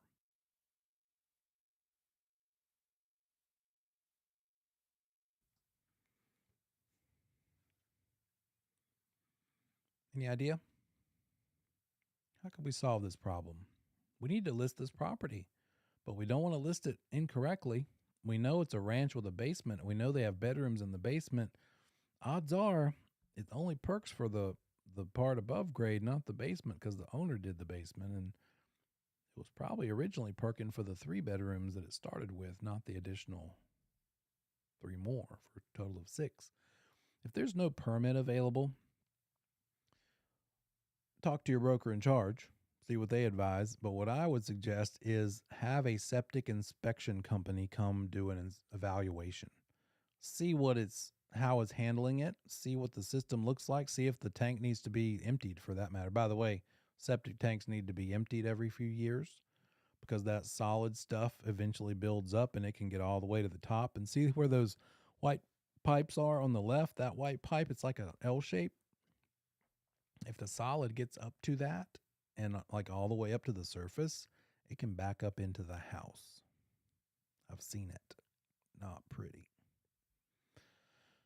Usually the caps that you can see, the blue caps there at the top, there's maybe just two, one for each side of the tank. Oftentimes these tanks are in two halves with a wall in the middle, are underground. They're not sticking up above ground, and you wouldn't know that it's even there if you didn't know better. So if you find out it's on a septic system, ask them, where's the septic tank? Where's the leach field? Because you also don't want to drive over it because it could crush the leach field. Those pipes could get crushed by like big moving trucks or something. But a lot of times a septic inspector is going to have to dig into the ground a foot or 2 or 3. My house, I'm still on a septic tank, and they have to dig down like 3 feet to get to the lid. They don't like working on mine. You have to dig pretty deep down. It's a material fact what a property perks for. It's on our shoulders as brokers. Private land use restrictions. Okay, we've been talking about public ones all this time. Subdivision regulations were public. Septic system perk tests were public. Zoning is public. Interstate land use special full disclosure is public. All that's public related. Now we're going to talk about private land use restrictions. What are you not allowed to do with property as told to you by whoever you bought it from? And if it's private land use restrictions, that means the city doesn't care. The city has nothing to do with it. So if you violate a private land use restriction, you're not getting a letter from the government. You're not getting a letter from the city because it's not their baby. They're not a police power for private land use restrictions. Let me say that again. Listen to that this time. The government is not a police power for private land use restrictions. They don't enforce these. Who enforces these? Who enforces private land use restrictions? How do you get in trouble for not following these? Could be HOA. If there is one, there may not be one. What if there's no HOA? It's a neighborhood. It's an old neighborhood. It's got private land use restrictions, but there's no homeowners association. Libby is exactly right. Anybody can sue anybody. Your neighbor can sue you because you're not complying with the land use controls, the protective covenants that they are. Everybody's supposed to comply with them in that neighborhood, and you're not, so you could get sued for it. That's the enforceability. The HOA could sue you. A fellow resident, a neighbor could sue you. And ultimately, if you don't comply with these covenants and restrictions, you could get foreclosed on. The whole point of covenants and restrictions is to keep things, to maintain value, maintain the property values by keeping certain conformity to the style, maybe having the landscaping kept at a certain level, having it so that not maybe one person's yard is all overgrown and ugly and everybody else is mowing properly, like rules about keeping it mowed, rules about how the storage shed in the backyard is allowed to look. Can't just be any old shed that you just threw up out of just whatever. Maybe it has to match the house, or maybe it just has to have certain components. They have a published covenants and restrictions document that says, here's what we expect for buildings you add. Here's what's expected about fencing that you put up. No chain link fencing allowed. Must be at least no more than 6 feet tall, at least 4 feet tall. It could be metal or vinyl or wood. It has to look this way. And there's the enforceability. The HOA and the fellow residents could sue you, and you could get foreclosed. But again, these are private land use controls. When you bought in that neighborhood, you bought subject to these covenants and restrictions. You might also see an abbreviation called CC&Rs. CC&Rs. Conditions, covenants, and restrictions. Same thing. And as a broker, we need to find out what they are. If we're helping somebody buy or helping somebody sell, ask, do you have covenants and restrictions in here? You could see if the seller knows, see if they have any. They might say, I don't know. Or I got some when I bought it 20 years ago. Do you still have them? No, I lost them. You could see if they're recorded somewhere, find them in the Register of Deeds, track down maybe other neighbors, see if anybody has copies. They should be recorded. We as brokers have the duty to discover and disclose when it comes to zoning, subdivision ordinances, as well as private land use controls too. If we don't discover and disclose properly, that could be misrepresentation. And we just need to look for potential restrictions, look for red flags. So we've got public land use controls and private land use controls. What if they conflict? Conflict between public and private restrictions. Which one wins? Which one takes precedence?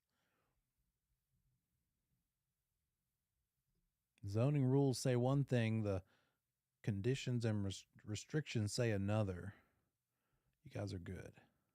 Whatever one is stricter. Not just the zoning one because it's government related. Doesn't matter. The stricter one is the one that must be complied with. Good job. That was pretty quick. That's it for chapter 5. Let's go on into 6. It's a quick one. We'll get into agency tonight. Let's look at environmental.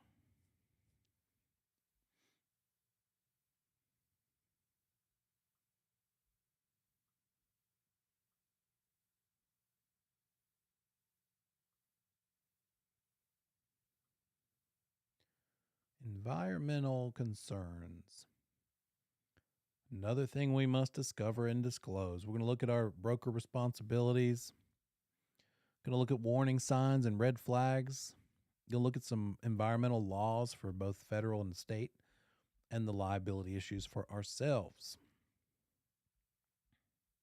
We have to disclose material facts because we're talking about potential environmental hazards now. We don't have to be experts at it, but there are some things that you need to be watching for. So here are those things.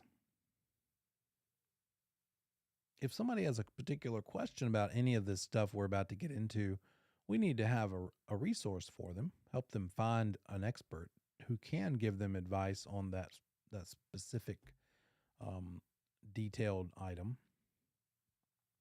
And so what we're looking for here are, what is the exposure risk? How do we get exposed to these different things we're about to study? What's the risk to our health? Why is it a risk? And then how can we make it not a risk? How can we fix it? How can it be fixed? Another word for fixing it is called remediation. Write that one down. Remediation is the method of fixing it. There are different types of remediation depending on the risk we're talking about. The first one is one of the disclosures that we are required to provide. This obnoxious yellow slide. I got to change this. It's hurting my vision. Lead-based paint. Huge issue in our business because we absolutely have to disclose it. And so does a seller if the property was built before 1978. Because that's when lead-based paint stopped being used. There's no risk for lead-based paint since then because they stopped doing it. Before then, lead-based paint quite likely was used to paint those houses. And it's still there probably under many, many layers of repainting. Since 1978, people probably repainted a lot. And so that is the remediation available. One of two things you can do to remediate lead-based paint: encapsulate it. You'll see this again in other environmental hazards. That means cover it up, encapsulate it. Another one is removal. That one is a little trickier because removing lead-based paint means scraping it and sanding it off. But that's part of the risk of lead-based paint. What is the health risk of it? Breathing in the dust, breathing in the paint dust. When you sand it, it's going to throw up clouds of lead-based paint dust in the air. And if you breathe it in, that's the exact thing that we're trying to not let happen. If you ingest lead-based paint, it can cause these things: damage to kidneys, blood, brain, nervous system, lead poisoning. Particularly susceptible are the very young, little babies, little kids, toddlers, chewing on windowsills. Apparently, sometimes toddlers chew on painted surfaces, right? And the very old. It could also be that the windows painted in this lead-based paint, as you open and close them, it might throw out little bits of lead-based paint dust, which can be breathed in, which is another way it could get in. So whether you're dealing with sales or rentals, if it's a property built before 1978, it might have lead-based paint in it. And that's all we're required to disclose. We as brokers and sellers themselves, owners themselves, we do not have to get things tested for lead-based paint. Write this one down. You don't have to test for lead-based paint. That is not the point of the disclosure. You just have to tell people, look, it was built before 78, so there might be lead-based paint in there somewhere. That is the limit of our requirement. What was the year built? So that you can tell them, oh, 72, then it's got a lead-based paint disclosure requirement. Here it is. It might have lead-based paint. By the way, it's going to have 45 layers of paint over it since 78, but sometimes people don't keep the paint in good shape. And so the paint on the outside, for instance, is peeling down all the way to the wood. Well, do you think that lead-based paint, if it's there as the first 2 or 3 layers, now it's loose. Now it's all the way down to the wood, and those paint chips have fallen into the dirt and gotten into the ground, and maybe that lead-based paint has gotten into the soil and could eventually get into the water supply. All of those things are concerns that we as brokers need to be watching for. Built before 78 and the paint is peeling all the way down to the wood, and the owner's out there trying to repaint the windows and they're scraping that old paint, letting those chips just accumulate in the soil. Oops, that's not good.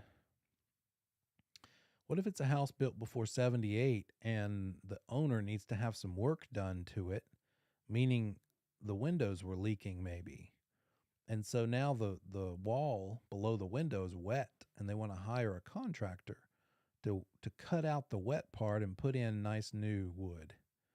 Well, if they cut out that old wall material, it might have lead-based paint under there somewhere. And if they're hiring a contractor to do this work, that contractor is required to be certified to deal with lead-based paint. You can't just hire anybody to do work on houses built before 78. They have to say, well, have you had it tested for lead-based paint? No. Well, then before I do the work on this property, I need to take a paint sample, send it off, and see if there's lead-based paint under there. And if there is, that contractor has to have certain certification to do the work properly, which means they need to probably wear a respirator, wear like a yellow hazmat suit, partition off the area they're going to do the work in to make sure when they're doing that work and taking up that old stuff, the lead-based paint doesn't get into the air and could be breathed. That's one of the issues. Now, if you're just doing your own renovations around your house, you're not hiring a contractor, but you're doing it in your house built before 78, you don't need the certification. The risk is yours. Proceed at your own caution, right? But for us as brokers, we're called to list a house and it's before 78. We need to provide a lead-based paint disclosure. That's the thing on the left that you can't read. I'll share one with you in a minute that you can see. And so we have to provide the disclosure, and we also have to provide this EPA booklet called Protect Your Family from Lead in the Home, so that they understand the risks. What is the risk? What are the risks of lead? What can it do to you? What are the methods for remediation? So here's the testable stuff. Does the Lead-Based Paint Hazard Reduction Act require that the property is tested? No. You don't have to get it tested. What do we have to do with this thing in real estate? Just tell someone that it was built before 78, so there could be lead in there. But you don't have to confirm whether there is. If you do know that there is lead because the owner had it tested last year because they had work done and the part of that work needed to have a test first, and they know for sure, yes, it tested for lead, then yes, they have to tell. If they know for sure, they have to tell. But if they haven't had it tested, they're not required to have it tested. Neither are you as a broker required to tell them to.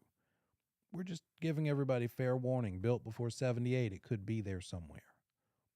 So the disclosure is all that's required just because of the age. And this is something that the homeowner cannot hide behind. They can't say, I'm not telling. When we see chapter 8, I believe, we'll talk about property disclosure. And there is an option for homeowners in other things, not this, to say, yes, there's a problem. No, there's not a problem. Or no, I'm not telling. It's called no representation. They could check their box for no representation. I'm not saying one thing or one. I'm not saying yes or no. That's available to the homeowner, but it's never available to us brokers. If we know a thing is a material fact, the homeowner could choose no representation, but we always have to disclose it. This is not one of those things that the homeowner can choose not to answer, though. If they know that it has lead-based paint, they've got to tell it. Most people don't know because they haven't had it tested, so they just have to give the disclosure. Yeah, it might be in there somewhere. The Lead-Based Paint Hazard Management Program of 2010 is the thing that has to do with the contractor that I mentioned a minute ago.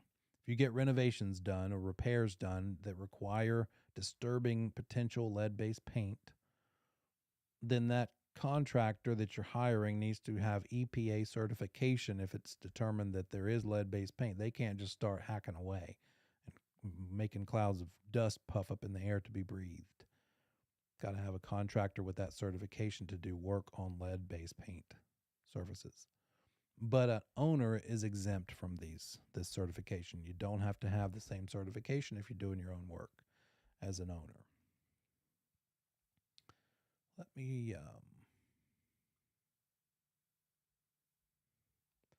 see something real quick.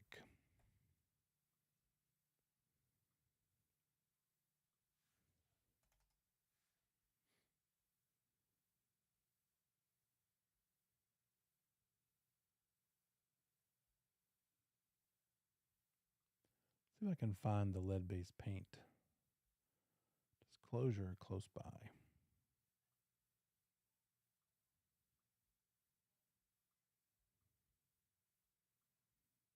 If not, I'll pull it. Oh, it's break time anyway. I'll have it back at end of break. Let's call it 10. I'll see you in 10 minutes.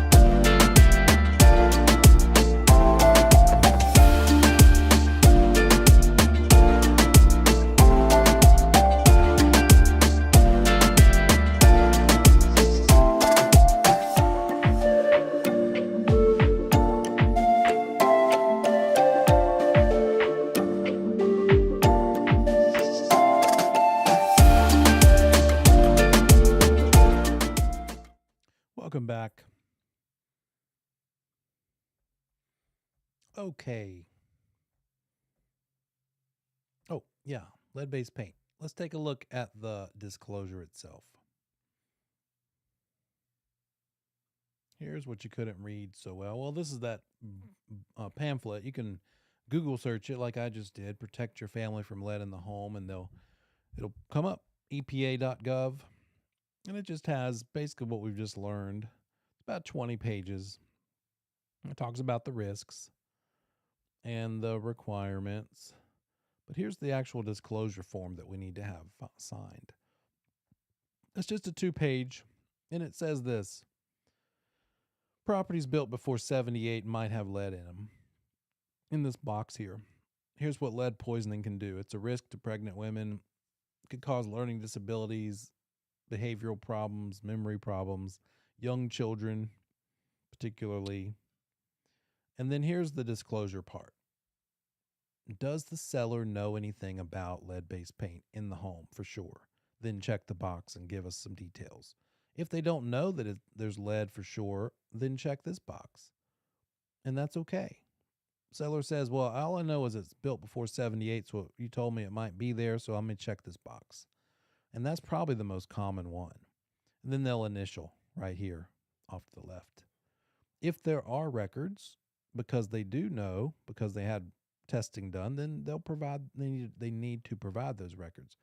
But you could just check this, say, I don't have any records. Then once you find a buyer, the buyer needs to see this disclosure and sign it, and they acknowledge that they have seen it and that they have received that pamphlet. And then they also acknowledge and say which thing they're going to do next. That buyer is going to say, okay, I'm either going to accept an opportunity. I'm going to do my own research. I'm going to do my own testing because I care. It was built before 78, so I want to have a test done. Or they might say, I don't care. I'm probably going to paint over it again. That'll be that much more coverage, that much more encapsulation. So it's 2 choices for the buyer. Check the box. You're either going to, during the due diligence period, have an assessment done to see if it really does have lead-based paint, or waive the opportunity to conduct that risk assessment. And I think that's probably what most people do. And then this is one of the only places on a disclosure for a property where an agent also has to sign.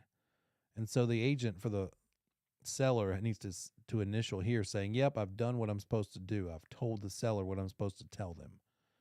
They need to disclose the age, but only if they know for sure there's lead. Otherwise, they don't have to do the test. And then at the bottom of the page, both agents sign, listing agent and agent helping the buyer. I don't think we've gotten into this yet, but let me point this out. The selling agent is referenced here. The selling agent, there we go, is located in the column where the buyer signs. So look, buyer right here, and the agent helping the buyer is called the selling agent right there. The right side just happens to be for the seller to sign over here. And then down here for the agent helping the seller, who is called the listing agent. The thing I'm pointing out here is the agent helping the seller is going to be called the listing agent, or maybe the seller's agent. But the agent helping the buyer is called the selling agent, ING. We'll see this a lot. So selling agent, as we'll get into actually maybe tonight, but certainly in these next 2 chapters after this one, selling agent is the agent helping the buyer. They might be helping the buyer as a buyer's agent specifically. They were hired by the buyer to be that buyer's agent. Or they might be helping the buyer as what's called a sub-agent to the seller. But regardless of any of those things that we'll learn more about later, you see the word selling agent, think, oh, that's the one helping the buyer's side. Not the seller, but the buyer in some way or another. It'll make more sense later, but I just saw that and I wanted to point it out to you. So that is lead-based paint. Let's look at the other hazards. Next one on the list is this one, asbestos. Asbestos was used up till 78. It was actually banned in 78. We don't I mean, you could certainly, there's plenty of houses that still have it in there. It's a great product for the purpose it was intended. The purpose is that it's fireproof, and it's really fireproof. It's great at being fireproof. The problem is if it comes apart into little particles, little filaments, it gets in airborne, it can be breathed in, and it lodges in your lung tissue, and it can cause cancer. Pretty significant side effect to be fireproof, right? But the word associated with asbestos, that the thing that makes it breathable is that it is friable. Friable. Think like you can tear it apart with your hands into little bits of dust. If you were to break this asbestos, it's usually insulation or maybe siding on a house. I'm trying to think of a material that might be similar. I have to think more about that. It also makes me think of like insulation, like the pink insulation stuff. If you touch and play with that in your hands, maybe an hour or two later, your hands are going to itch because that insulation is glass, little tiny glass filaments that get into your skin. Well, that's sort of what's happening with this asbestos. It's little filaments and particles that are breathable because they're friable. They can get into the air and basically become dust and get breathed in and cause cancer. Banned in 78, there is no asbestos disclosure form. There's no other any of these environmental things we're going to see in a minute. And right now, there's nothing else like lead that we have to do the way we do with lead, by the way. But what else about asbestos? It could be flooring, old buildings that have this flooring made of asbestos. It could be insulation around piping and ductwork. It could be siding. There's asbestos siding, houses built in the 40s and 50s particularly. What are the remediation methods? Similar to lead-based paint, encapsulation or removal. You could cover over that asbestos siding with vinyl siding or some other kind of siding. You could cover it up. Long as those little shingles, asbestos shingles, can't get out and fall on the ground or get picked up and be broken up by hands and then breathed in. You could also, instead of covering it up, hire a company to remove it altogether. But again, the whole danger of it is it breaking and releasing the filaments in the air to be breathed in. So they would need to have breathing respirators and full body stuff and cordon off the area so people couldn't get close while they're doing the removal and put it in appropriate removal containers and all that fun stuff. Asbestos remediation, either cover it up or remove it altogether. Lead-based paint, either cover it up or remove it altogether. The next one we run into from time to time is radon gas. Radon gas is undetectable by your own human abilities. It's not visible, doesn't have a color, doesn't have an odor, doesn't have a taste. It comes from the breakdown of stone in the earth. And when rock in the earth breaks down, it creates uranium, radium, and then radon gas, which seeps up from the ground. But not just everywhere. It depends. Depends on how much of that rock to be deteriorated is in the earth. So radon levels tend to be higher in the mountainous region than in the Piedmont where I am, or certainly the coast, but it could be there too. It could also be in granite countertops. Anybody have granite counters in your kitchen? There have been cases of condominiums, for instance, on the 30th floor that had significant radon levels because the radon gas was coming out of the countertops because they're made of rock. It could also somehow get funneled up through the air pipes, the air ducts. So it occurs naturally. It causes lung cancer. It's a major cause of lung cancer. It gets breathed in, you don't even know it. How do we know? How do we test for it? The home inspector can test for it. There are home inspectors that can test in a couple of different ways. We'll come back to the slide in a minute. A home inspector is probably going to have this fancy equipment on the right. Costs about $1,000, and it's a device that sits. It's a box. It sits on a little table that they set up in the home for 48 hours, and it's taking an air sample every hour for 48 hours, and then they're going to come pick up that box after 48 hours and plug it into their laptop and get the readings. And the average of each sample per hour for 48 hours in a row is going to be the reading that we go by. Or you can buy these test kits on the left, available for anybody, to anyone, probably at Lowe's or Home Depot for that matter. You can buy them, set them out for 48 hours, package them up, send them off, and get the results later. But the machine on the right is immediately available as soon as you plug it into the laptop. It's just more expensive to buy. But you could hire an inspector to do a radon inspection for maybe $150. A lot of times they will tack it on to the regular full home inspection for another smaller fee. And so when they do the analysis to see if the home has radon, what the test will reveal is how many picocuries, or little tiny particles of radon, are in the air per liter of air. So the unit of measurement is picocuries per liter of air. Doesn't matter what that means. Just think little tiny particles per liter of air. But what you do need to know is that if it has 4 or more picocuries per liter, that is a material fact that must be disclosed and that requires mitigation. Mitigation is sort of like remediation. Needs to be fixed, needs to be eliminated, reduced. If the test comes back at 3.9 picocuries per liter, then that is not something that needs to be disclosed. But it's pretty darn close, and if I'm the one who's buying or the one who's owning, I probably care just about the same. If it's 3.8 or 9, or maybe even 5 or even 3. Full disclosure is the key, but the issue where it officially has been recognized as a threat is at 4 or more. I haven't confirmed this information I'm about to share, but I think I heard that in Canada, the danger level that they consider a problem for radon is like 12.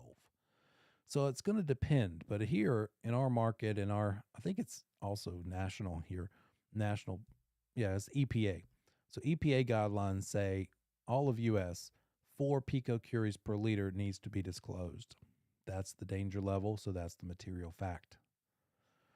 Now, the mitigation means basically you're sucking out the radon gas and you're exhausting it away from the house. So it looks like this. It's coming up from the earth. It's going to be you're going to dig the remediation team. It's going to go into the lowest level of the house where maybe the basement, because basements are more likely to reveal radon than a crawl space house. So you go down to that slab basement floor. They cut like a 4-inch diameter hole, 3 or 4-inch hole, dig out the dirt and put in rock in about a 2-foot deep section, something like that, and then insert this PVC pipe, a white pipe. You can kind of tell. I can't zoom in here, but the right picture is a little better. That pipe going into the house also goes down. Once it gets in the house, it's going down along the wall into the floor, into this hole that has been created. And so the idea, this thing on the front we're seeing on the right picture is a fan that keeps going 24/7. That fan is creating suction. So it's sucking the air up out of that hole that was made. And so the radon gas is drawn to that suction, comes through that pipe, and then goes up. And you can see the left-hand picture, the pipe has to terminate above the roof line. If you don't terminate the exhaust pipe above the roof line, it could get back into the house and be breathed. So that's what they're putting in.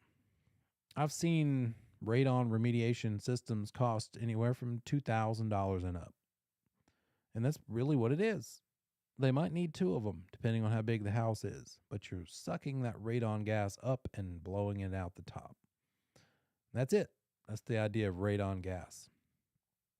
Formaldehyde comes in the form of pressed wood products or maybe insulation, foam insulation, traps gas as it's hardened and causes respiratory problems.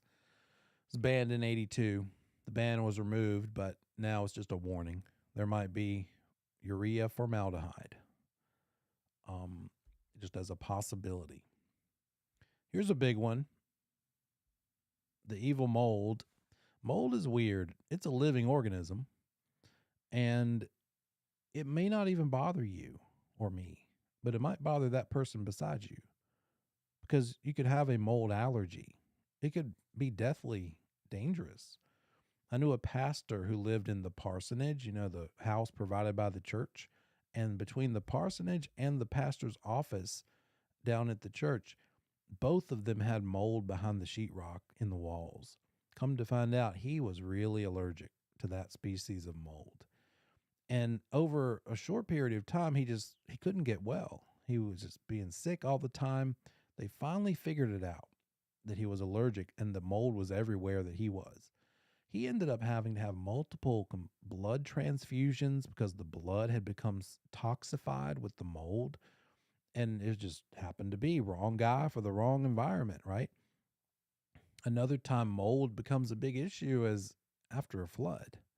So this upper right picture here, you can see the Tupperware containers on the ceiling fan blade because it was a big, bad, terrible flood.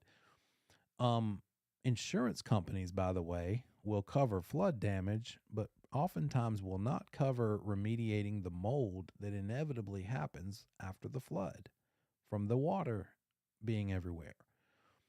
So that's just a fun little side fact.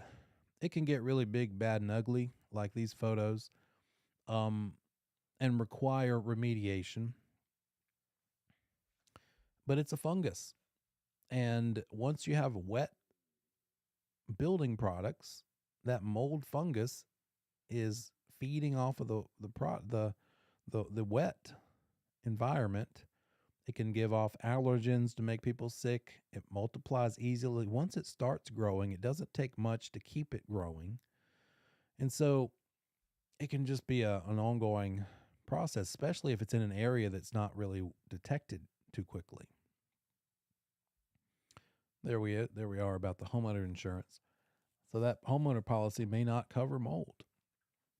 So if you have flood insurance, you might also want, may not even be an option, but make sure your client understands the whole mold along with flooding issue.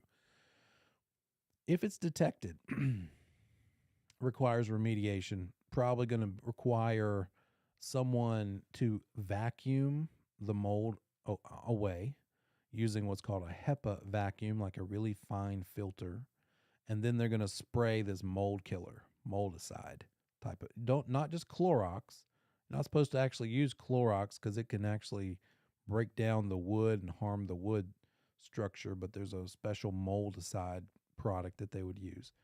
I've seen mold remediations in crawl spaces come back at $5,000 or $6,000 to start with. So it's a big deal that can pop up on a home inspection. But here's another thing to know. Does the Real Estate Commission consider mold a material fact? No. Mold itself is not a material fact. Mold is not a material fact. It's a certain amount of mold that is a material fact. The Real Estate Commission says it needs to be an unusual amount and an unusual location. And so the amount that tends to be the rule of thumb, it needs to exceed about 1 square foot. That mold needs to exceed 1 square foot roughly. Now, if it's all spread out and you can't, how do you measure? Well, point is, it doesn't have to do much. But mold in and of itself is not automatically a material fact just because it's one little speck of mold, and it would need to be at least 1 square foot of it, however you might measure that. So just know that. Know that. Safe play, disclose it, right? It's also more likely that the professionals are going to call it a fungal growth instead of mold. They'll call it fungal growth because it's many species and could be any type. There's all kinds of types.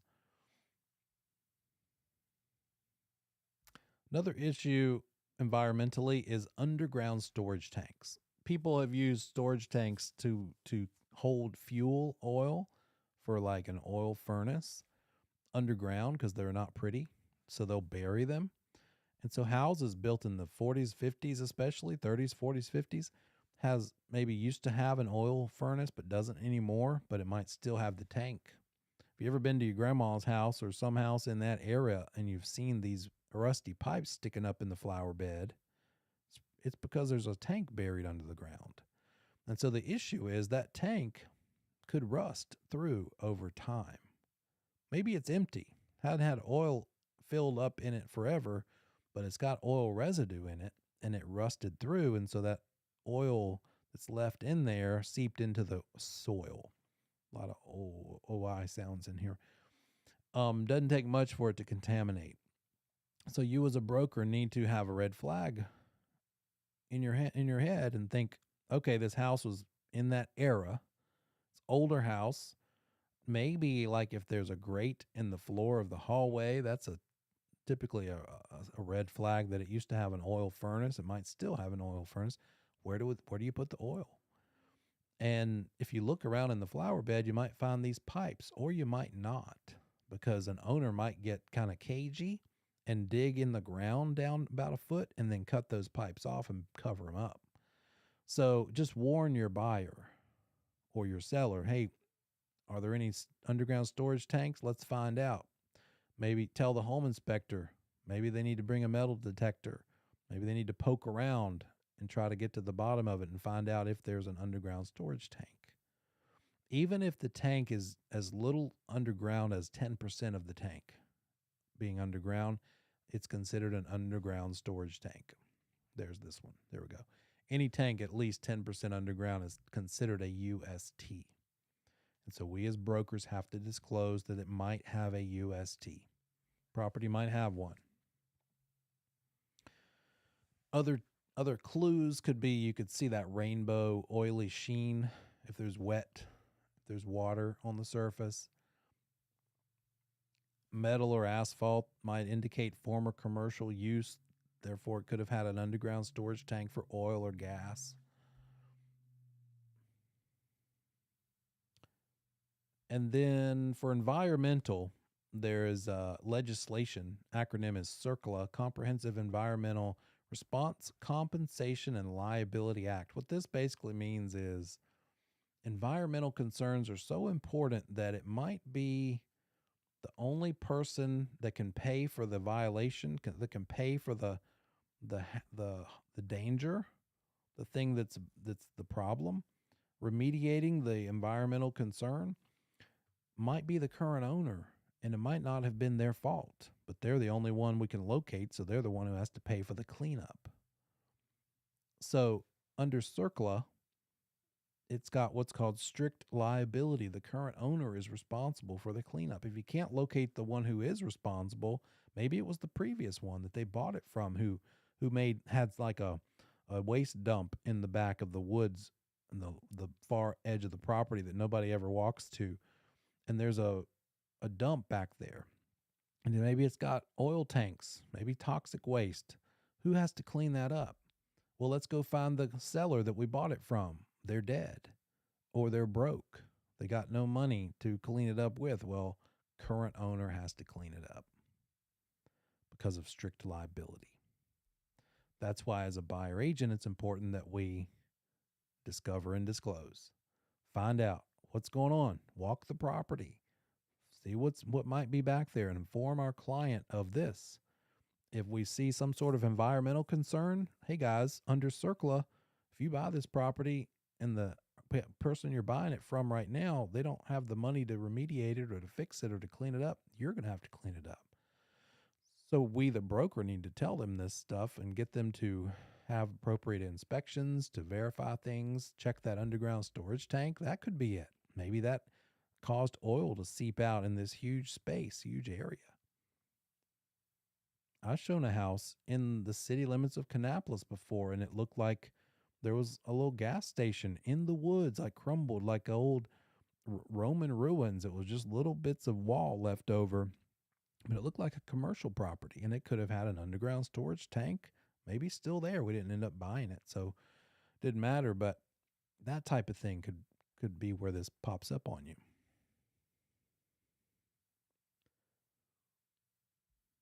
There's some other environmental laws. Coastal Area Management Act, because again, the coastal area is even more delicate of an ecosystem. The Dredge and Fill Act, that old rich dude I told you about that wanted to dig under the water to make his dock a deeper, bigger boat capable, it requires a permit for dredging and filling in waterways. The Dredge and Fill Act. The Sediment Pollution Control Act, erosion control. When you dig things like lots that you're developing, that soil can get eroded from rainfall and go into the rivers and lakes. Sedimentation plans, buffer zones. When you have this disturbance of these kinds of areas, it can cause danger to the wildlife, both the flora and the fauna, right? The plants and the animals. Leaking Petroleum UST Cleanup Act is legislation for this stuff. Regulates unauthorized discharge and cleanup. When you have an underground storage tank, a couple of remediations available. You could either dig it up, have it dug up and removed, or could leave it in place maybe and fill it up, because the danger is that the metal is going to rust through and collapse, and then let the toxic stuff, the oil, out. So you could just empty it out, clean it out, and then pour like a sand or some kind of medium in there to keep it structurally stable without having to pull it up out of the ground. We as brokers are responsible for discovering and disclose. You've heard that before. The environmental issue. What is it? Why is it dangerous? How do we fix it? We need to know enough to be able to answer these questions and point them in the direction of the specialists who can give them more information. A couple other things. Carbon monoxide. It's not something you'll be tested on, but in real life, certainly need to worry about it if there are gas appliances. There could be carbon monoxide leaks.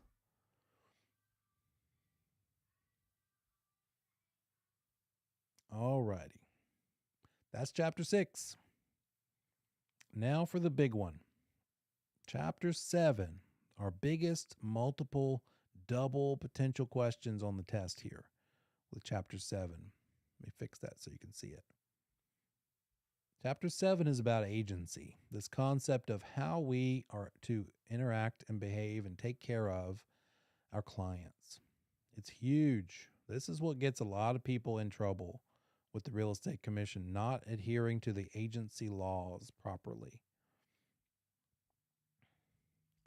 So what we're going to cover here is this thing called implied agency. That's illegal. We have to be express, intentional. We have to tell them how this works, not just let them assume how the agency thing works based on how we behave. We have to tell them and explain it. Something called unfair and deceptive trade practices. We'll talk about lead-based paint again. Agency terms, this thing called fiduciary responsibility that we have for our client.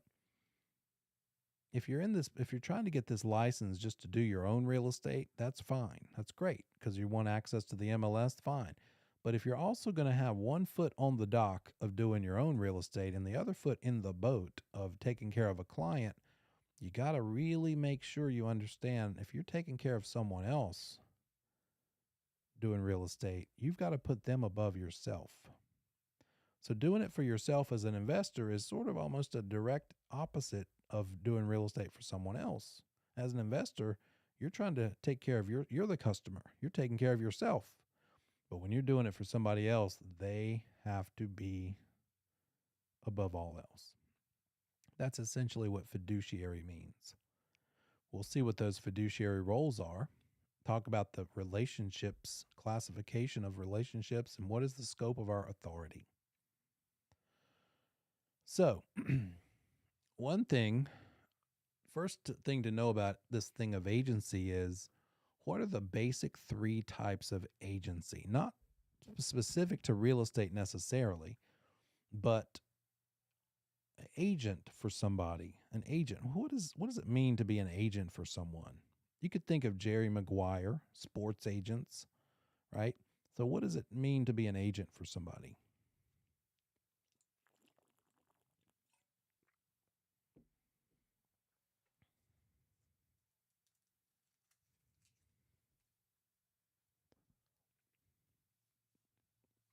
You got it. You're working for them. You're looking out for them. You're um you're a representative for them. You're a protector. All of these things. So, in sales of real estate, when we're helping somebody buy or sell, the three types of agency are special agency, general agency, and universal agency. Special, general, and universal. And I don't like those names. Well, I don't like the order they're in, because that's the order that they're in order of the least responsibility to the most responsibility. Special agency is the least, general is a little more, and universal is the most. So, with that said, give this a try. Take a look at this potential test question. William needs to be away from his business for a month. He authorizes an agent. We're not talking about real estate necessarily. He authorizes an agent to conduct the operations of one of his businesses while he's gone. The type of agency he is established would be what? With that little bit of information I just shared with you, if you need to run someone's business for them, that's a lot. Running their business means like signing things more than just the bare minimum.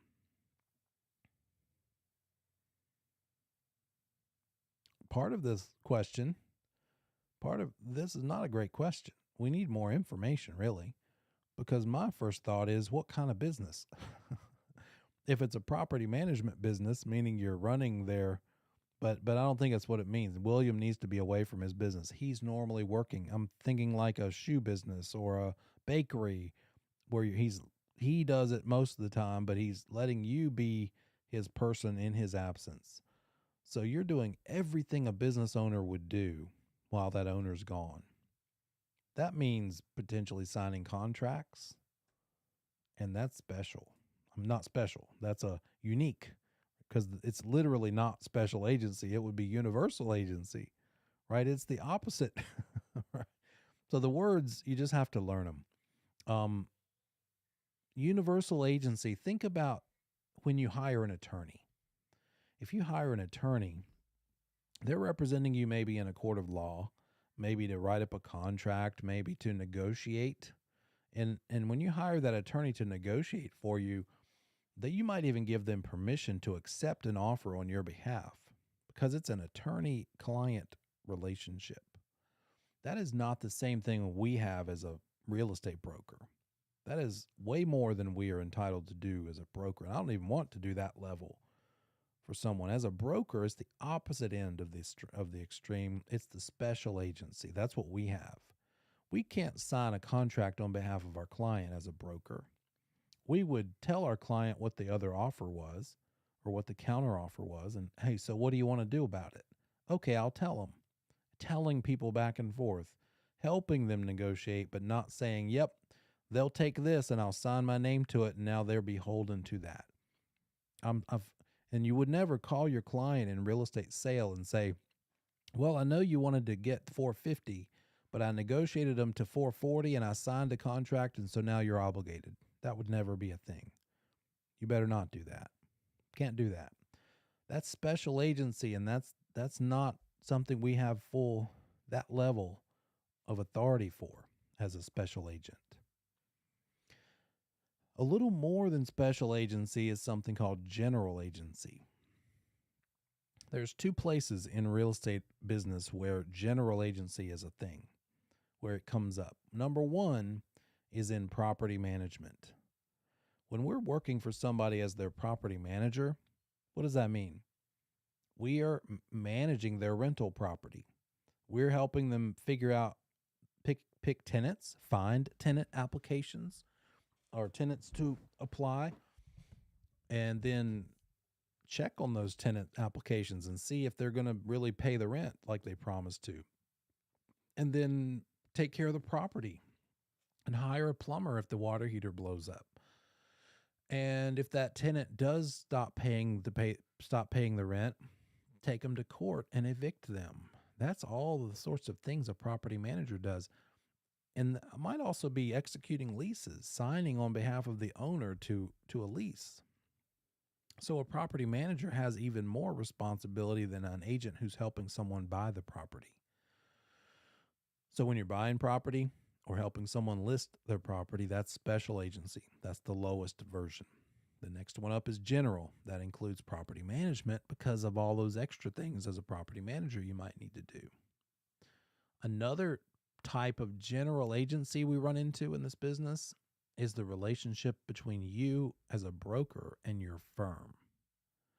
Because as we'll see when we look at these agency documents, you sign on behalf of your firm when you list a property for sale or when you get hired by a buyer to be their agent. Your broker in charge doesn't sign it, you do. You sign it on behalf of your firm. So you're a general agent for your firm on behalf of your firm. And then that universal agency is something we rarely would do in this business because, again, that's basically you acting just as they could, making decisions just as your client could. And it's more along the lines of what an attorney does for someone. Now, anybody can make someone power of attorney for themselves. If you are married, for instance, and you want to give your spouse power of attorney to sign a closing document because you're going to be out of town when the property closes, you could do that. You could give a rank stranger. You could give your real estate broker power of attorney, limited power of attorney to sign something on your behalf. So that's possible. But again, that's the highest possible level. You can ignore limited agency as an answer choice. So best answer to this question would have been C, universal agency. There's no reason for you to have known that. The whole purpose here is to bring it up and talk about it. When a broker enters into a listing agreement, the broker has agreed to accept which of the following: fiduciary and contractual obligations with the client, fiduciary relationships with client and customer, contractual obligations with cooperating brokers, fiduciary. You don't know these words yet. We'll come back to this after we've covered the material because there's about 5 words and terms in here that make no sense yet until we've gone through some stuff. So we will return to this, but you can see the importance of knowing the terms. If you read all of these 4 answers and none of it made any sense, you're normal. That's okay. That's what this next chapter is about. So we'll get there. Why do people hire us? As brokers, we do these things. We help them list the property. We help them with writing offers to purchase. We help them negotiate. We tell them what things are worth and say, well, what do you want to offer? And then for the other items like mortgages and title insurance and inspections, we're the source for them to lean on. They can come to us and say, do you have recommendations for a good home inspector? And you probably do. You should. You should have recommendations for lots of things. Be the resource, the main go-to resource for them to get through the whole transaction. If you can't help them do it, you should know someone who can. All right. Now, let's go back in time. Let's think about the very early days of real estate. Once upon a time, when you wanted to sell your property, you would go to the person who you know who does real estate, who is the real estate person. So in the 50s, a seller would hire somebody to sell their house. And you would go into a random real estate office if you wanted to buy a house, and you'd go in there and you'd say, hey, what do you have for sale? And that agent owning or working in that firm would say, well, we have 10 properties for sale, and here they are. And you might say, well, none of those work for me. What else is out there? And they'd say, I don't know. This is just what we have for sale. And so if you wanted to know what else was out there, you'd go to the other real estate firms and find out one by one by one. There was no cooperation. There was no multiple listing service. You needed to go to every firm and see what each firm individually had for sale. Not very efficient. Well, if you wanted to see a house, you'd have to call the agent for that house. There was no buyer agency at all. All agents represented their sellers, and that was it. No such thing as a buyer's agent. Did not exist and wouldn't exist for 40 more years. 40 more. In the 90s was when buyer agency finally became a thing. Buyers had no representation. But what if you were a broker back then helping a buyer? You could help a buyer. How would you meet them? They would call you on your sign on a property that you had been hired to sell. And they'd say, well, okay, I like it. I want to make an offer. So you would help them write that offer. But that whole time you were working for the seller. If that buyer had told you any negotiating secrets like, well, don't tell the seller this, but I'm going to offer them $30,000, but I'd really go up to 35. Well, back then, the legal proper thing to do would have been for that agent to tell the seller immediately, well, they're offering 30, but they'll go to 35, because they owed no loyalty or anything to the buyer at all. They owed all of it to the seller. You get me?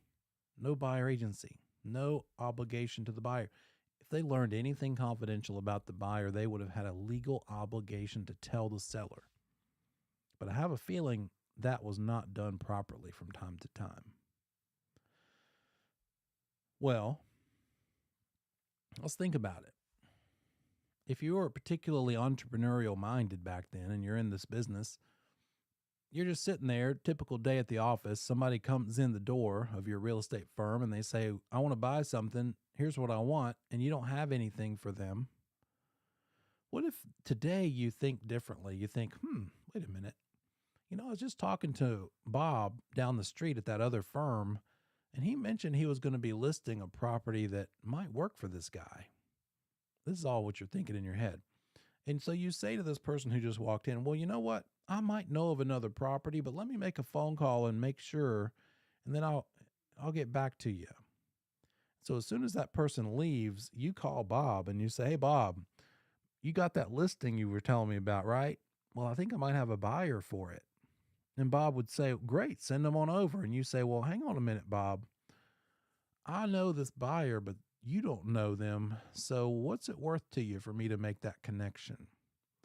I'll send them over to you, and then you might get your property sold, but you're going to have to pay me. Give me a little piece. Pay me a referral fee. If I refer this buyer that you don't know, I'm going to point them in your direction. They don't know you yet. Maybe they'll find you, maybe they won't, but I can make sure that happens today if you pay me a piece of what you would normally make. And that would be called a referral fee. And so maybe they get in the habit of doing this, and more brokers find out, and they say, well, now we care what our competition has for sale, because now we could get a little piece if we connect it. Now it's just about as important that we know all the things for sale, not just our own listings. You following me? Like an entrepreneurial spirit, right? Well, one day, maybe you call Bob and you say, hey, I got another one for you, Bob. And Bob's like, you know what? I know that we've been doing this thing where I pay you a little piece. So this is what Bob's saying. But I don't have time. I don't have time to show another buyer. I'm just busy. How about you show it to them? Let you take them over to my listing and show it to them. And if you do that, I'll pay you even more than I was normally paying you. So you basically kind of help that buyer. I'll keep helping the seller. You show it to them. You write up the offer instead of just sending the whole thing to me. And instead of paying you a little referral fee, I'll pay you like half of what I'm making. And so cooperation was born. This idea of let's have an agent for each side, for the buyer and for the seller. Now, there was still no legal guidelines. There was still no legal precedent. And legally, that agent helping the buyer did not owe anything to the buyer. In fact, that agent that was helping the buyer back then, that buyer might have felt like they were helping him, because they might really have been helping them. But if that buyer had told that agent anything negotiating wise, any secrets, their legal obligation would have been to tell the seller these things, because every agent is a sub agent to the sellers until they're not. Back then, there was no such thing as buyer agency, so all agents owed everything to the seller and nobody owed anything to the buyers. Okay, so we had this concept of, well, you go show it to them. I don't have time. You help that buyer show them that house. And that's when the MLS started. In the 60s, the multiple listing service started. Let's have this cooperation thing where all members can access everybody's listings, not just their own. And they're protected. They know that if they do show and sell someone else's house, someone else's listing, they'll still get paid. And so that became the MLS. And by the way, back then and all the way up into the 90s, this is what the MLS looked like. A big fat book. So imagine that. Anybody looked up houses on the internet recently just for fun? What if the only way to look up houses would have been to look at it through a big catalog like this? Every month, these things were published to all of those MLS subscribers. And if you listed one, there was going to be listings in between during the month. So they would send out a supplemental. There's a lot of trees getting killed, to produce this MLS. So it wasn't just things for sale either. If you sold a house or if you listed a house and you needed to do some research to see what you should probably list it for, what it might sell for, there was a section in that catalog, that MLS book, of the sold properties from the last few months. You had to look them up by page, make a copy of it, figure it out. That does not sound like an industry I would have wanted to work in, dealing with MLS books. When I got in the business in 96, there were a couple of these dinosaurs still around. People still were using them for a minute. But I think within the year, they went completely to the internet only and they stopped using the books. So that was the MLS. And that served people for a long time. A buyer could work with one agent because that agent now had access to everything that could be on the market from everybody. But representation was still not understood. Agents represented sellers only. There was still only seller's agency. There was no such thing as buyer agency, even still. And so you and I both have to, you just know that if you're helping a buyer buy something so special, so intimate, like a house for their family, you're going to become friendly. You're going to get friendly with them, going to make friends, and they're going to start trusting you. You're going to be a friend of the family, and they're probably going to tell you things that you should legally obligated to tell the seller, but you're not going to do it because they're your friend. You feel like they're your client, but all of that was a huge violation of agency laws. There was no such thing as buyer representation yet until the 90s. Finally, a buyer sued a real estate firm because they realized, wait a minute, I told my agent something in the course of this buy, and they told the seller,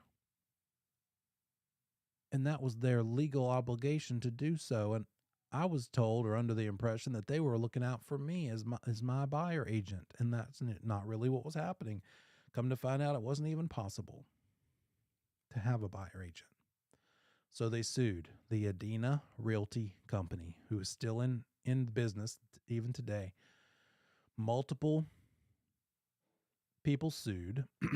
There was a settlement. They settled 3 similar lawsuits for $19.5 million, and it ushered in this concept of buyer agency. The industry realized we need to change things. And so think about it. In 1995, Adina Realty settled lawsuits for $19.5 million because the buyer assumed the agent was looking out for their own best interest, and they really weren't. The agent was always obligated to look out for the seller, no matter how much the buyer felt otherwise. So in 1995, this settlement happened, and real quick, the whole industry adopted buyer agency, added it as an option. Now, a seller can have an agent like they always could, but also a buyer can have their own person with full confidentiality, full trust, full loyalty, everything. Well, if there can be an agent for the seller, but also an agent for the buyer, what if you have a listing and you put your sign up and some buyer calls you on your yard sign and they say to you, tell me about this listing. And you say, well, it's got, 3,000 square feet and a pool and blah, blah, blah. Do you think you want to buy it? And the buyer says, yeah, maybe. And the agent says, well, who's your agent? And the buyer says, I don't have an agent. Why don't you just do it? Well, now that there's seller agency and buyer agency as two separate things, if only one broker is in the middle, helping both buyer and seller at the same time, that's a new thing too, called dual agency. And it's a huge point of confusion for a lot of people. Dual agency means you're helping the buyer and the seller. At least one agent, could be multiples, but the role of the broker or brokers in dual agency is this: help both the buyer and the seller. Help them both. If you're helping both people who have opposite goals, the goal of the seller is to get the most money for the house. The goal of the buyer is to get the most house for the money. The complete opposite goals, and you're helping them both. How can you do that? Is it even possible to help two people whose objectives are the opposite from each other? Kind of hard, isn't it? So in a minute, we're going to look at the things that you owe your client fiduciarily. And one of those things is loyalty. If you're a dual agent helping both buyer and seller, helping the buyer who wants to buy your listing, so you were hired to help the seller, and now this buyer comes along, and as long as the buyer and the seller are both willing to let you be a dual agent and you're willing to do it yourself, you can do this. You can be this thing called a dual agent. But you can't give them loyalty. That's the one thing that you cannot provide either of them. Because if you're in the middle, you can't tell the buyer the lowest the seller might be willing to take if you happen to know that information. You also can't tell the seller the most the buyer might be willing to pay for the property if you were to find that out either. When you're a dual agent, you just have to be like a mediator. You can't give either side an advantage over the other side because you're the buyer's agent, but you're also the seller's agent. Does that make sense? That's why this thing gets confusing, this dual agency concept. So we'll go over it a lot, and you're going to have to think of it in those terms like, oh, wait a minute. As a dual agent, I can't give either one an advantage. So how do I act? It can be so confusing that some firms won't even let you do it. When you get interviewed by a firm, you might ask them, what's your policy on dual agency? And they might say, we don't do that here. It's too confusing. It's too easy for people to get mad at you and want to sue you and think that you didn't handle it properly. And maybe you were more helping the buyer side and not the seller, or vice versa. It's just too volatile. It's too dangerous. We won't do it. We don't do it. If you join this firm, you cannot be a dual agent. That could be a policy. So that's how that thing progressed. Seller's agency all of this time, and then buyer agency in the 90s, which brought about the necessity to create this other thing called dual agency. Now let's have a break. We'll come back, talk about how it all fits together.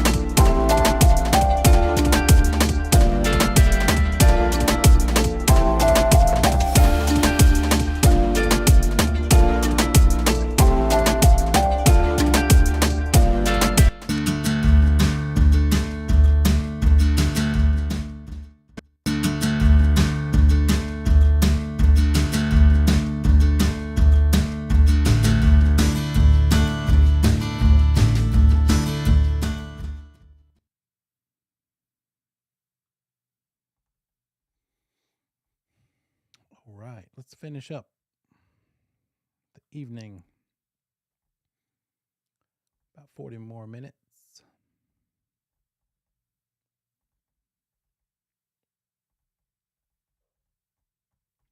So we had this thing come up when buyer agency became a thing by necessity because of the lawsuit. Now we needed to have buyers represented fairly. Remember, the term for the agent helping the buyer's side is the selling agent. When you see the word selling agent, that means an agent's helping the buyer. But you still don't know the whole story. If all you see is that they are the selling agent, looks like this. Here's some terms. We have the buyer's side and we have the seller's side. The seller, the agent that's helping the seller, might be called the listing agent. They might also be called the seller's agent, ERS. The agent helping the buyer is the selling agent because it's on the buyer's side. A case could be made that the word selling would also make sense to be talking about the agent helping the seller, but it's just not. You have to just turn that switch on in your head and know that when you see selling ending in ing, it means that they're helping the buyer. There are two choices. There are a couple of choices. How are they actually representing that buyer if they're a selling agent? Well, they could be representing them as a buyer's agent, like an exclusive buyer's agent. That means that buyer can trust them with just about any information, and they don't have to worry that they're going to tell it to the seller. Full fiduciary responsibilities that we'll learn about momentarily. If that's not the case, then that selling agent that's helping the buyer could be, instead of a buyer agent, they could be a sub-agent to the seller. Sort of like they were all those years up till 1990 something. As a sub-agent to the seller, they would need to give information, tell their buyer, look, don't tell me anything you don't want the seller to know because that's really who I'm obligated to. I can certainly help you. I'll provide you forms. I'll show you property. I'll write the offer for you. You tell me what you want to offer. I'll write it up.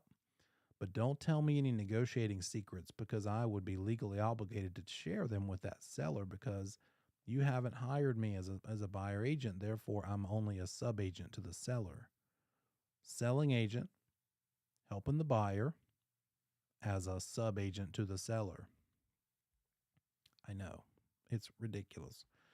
There could also be that what this selling agent is a dual agent,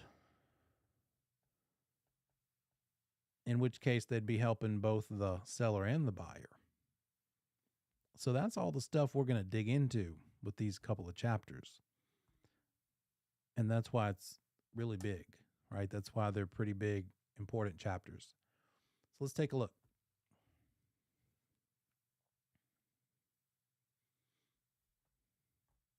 In the 50s, the only kind of agency was seller's agency. Didn't even have the MLS yet. In the 60s, the MLS came about. Now we had cooperation, the ability for agents to have access to all the listings for sale by all the companies. And in the 90s, buyer agency came as the result of that big major lawsuit. And now that we have seller agency and buyer agency, creates the potential for dual agency. So, since there are so many options, and because the North Carolina Real Estate Commission exists to protect the consumer, then it is a common law of agency that we tell people what their options are. The overarching responsibility we have to everyone is we explain how agency works, and then we say, well, which thing do you want me to be for you? How do you want me to act? Do you want to hire me? In which case I can give you everything? Or do you just want me to help you? In which case you can rely on me to provide the forms and fill them out and help you, but don't tell me secrets because I would have to tell the other side. We just need to explain to them how this stuff works. When do you think we need to explain it to them? When do you think we need to explain to people their options, their choices for how we can be a representative for them? At what point in the process? What sorts of things might trigger the need for us to immediately say, okay, stop talking. I need to tell you about this agency thing.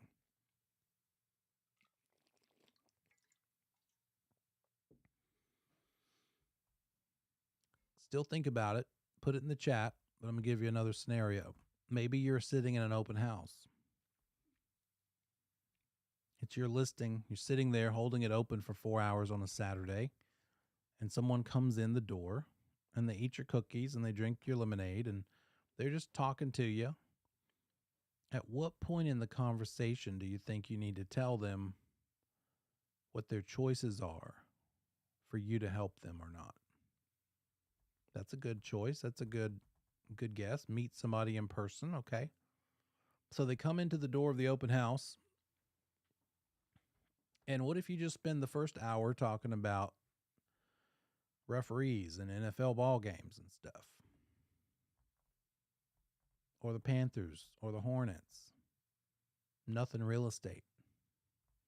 That's okay. You can talk about anything like that and still not have to tell them about agency. Because Dawn has a good point. If they talk about their money, now you need to stop talking about the Panthers and say, look, guys, before we go further, I need to chat with you about your options before you hurt yourself, before you tell me something confidential that you normally would not want to tell the other party. Because if you end up wanting to buy this house, I'm looking out for the seller. You would be a buyer and you have some choices. You could give me permission to be this thing called a dual agent, in which case I can help facilitate the whole transaction. If you allow me to be a dual agent, and if the seller allows me to be a dual agent, and you want to make an offer on this house, I can help you with that offer. I'll pull out the correct forms. I'll ask you how much you want to offer. I will write it up and present it to the seller.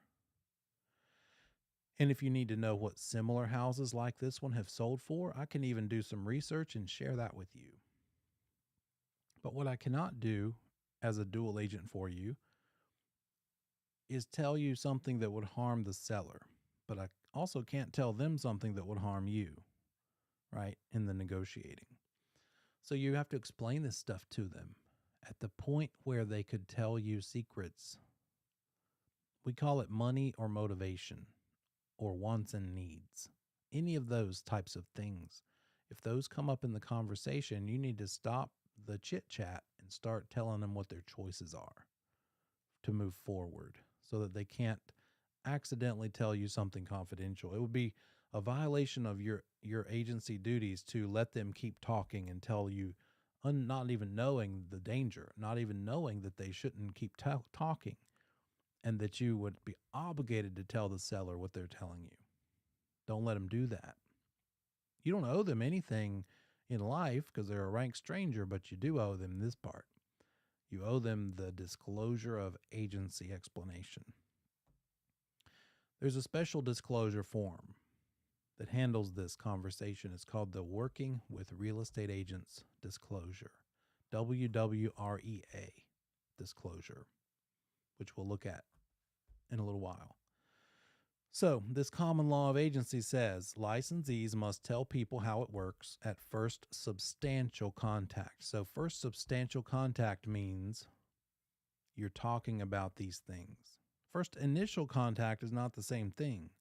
First initial contact is, hello, my name is.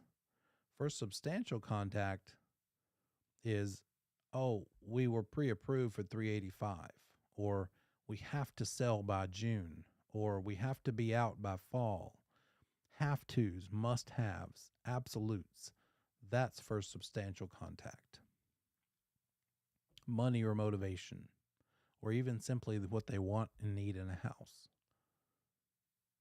at that point, we need to inform that consumer about what their choices are that we're willing to offer them in terms of representation.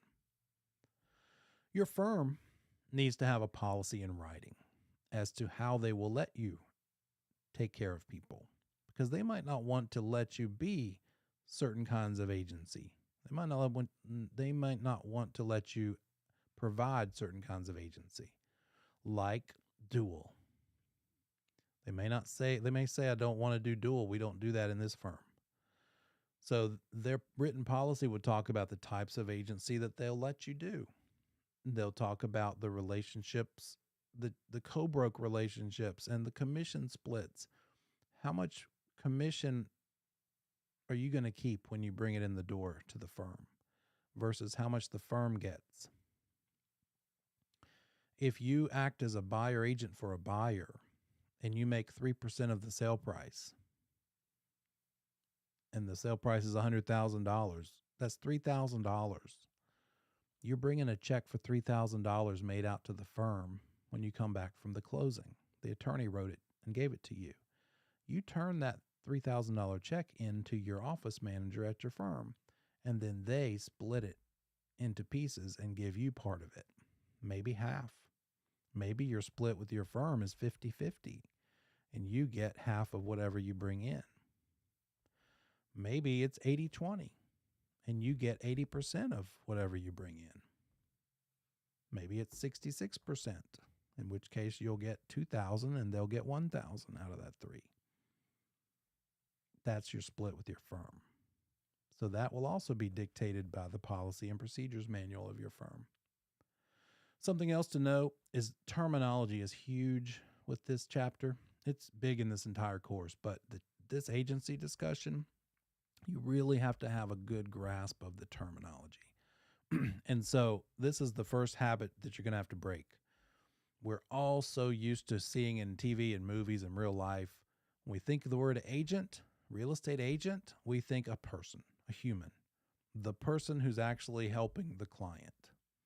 You've got to reprogram your brain. The word agent actually means the firm.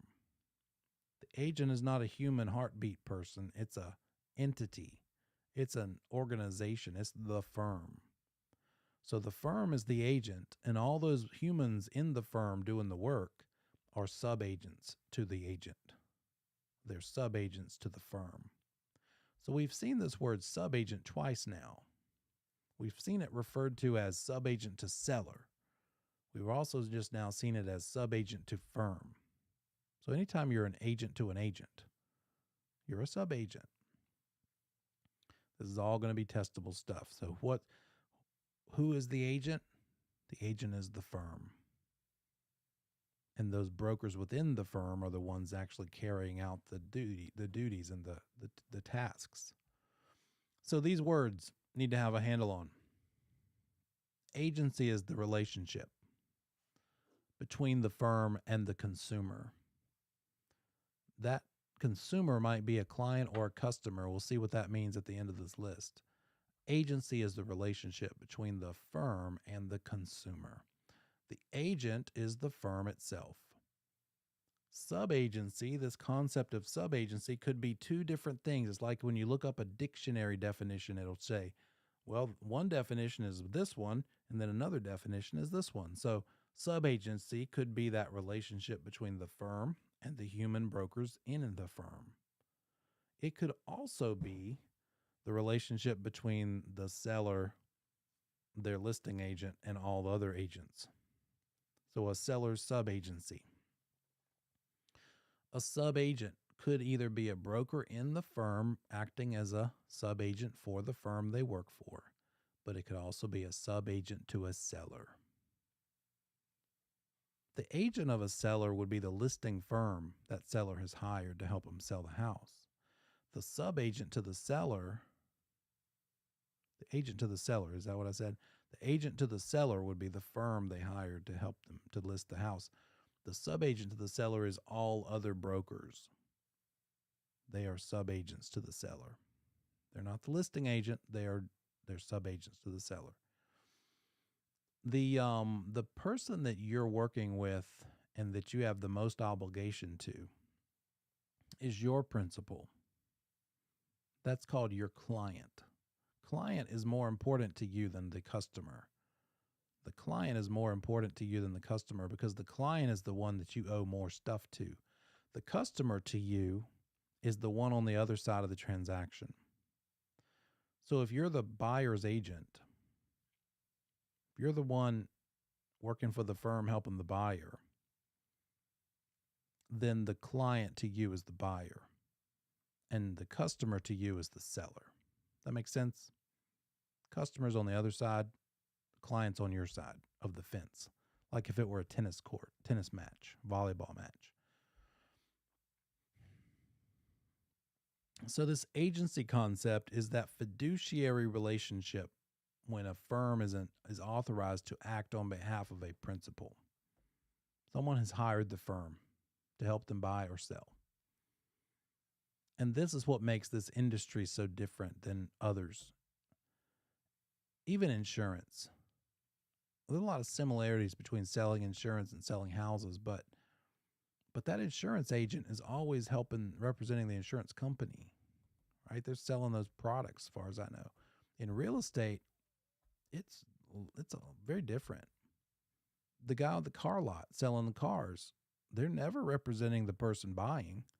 That person buying is always beware of that person, that guy, that lady. They're hired by that dealer to sell those cars and get the most they can. And we know this. That's the only way it works there. But in real estate, there's a lot of difference. Agency is what makes the real estate industry so different, so weird. So we're called real estate agents, not because we sell real property, but because we represent clients. We represent human consumers. So remember, the firm is the agent. The individual broker is the sub-agent representing that firm. We still call humans agents. That's just the way we know them, but we need to make the distinction in this course. Till you can get out there in the wild and actually start doing it. For the purposes of this course, I'm going to try to be very clear and use the right terminology. The human heartbeat broker person within the firm is the sub-agent of the firm. The firm represents the client. They are the agent to that client. And then the broker licensee represents the firm, carrying out the client's wishes on behalf of the firm. And they're a sub-agent to that client. Okay. What sorts of clients could we have? Could that agent help them buy? It could be a seller. It could also be a landlord or a tenant. The firm could be a property manager. The principal, the client to the firm could be the owner, the landlord. We could also help a renter, help somebody who's looking for things to rent. So this thing that we talk about, this agency concept, is all about fiduciary obligations. The Real Estate Commission says a fiduciary is somebody in a position of trust. It could be guardians, executors, attorneys, including brokers, right? Putting our clients' needs above everyone else, even our own. Telling them what they need to hear, not just what they want to hear. It's very tempting to only say what they want to hear, especially when it comes to the price. They might say, well, I know all the houses near me have sold for $350,000, but my house is special. I want $380,000. Are you willing to list my house for $380,000?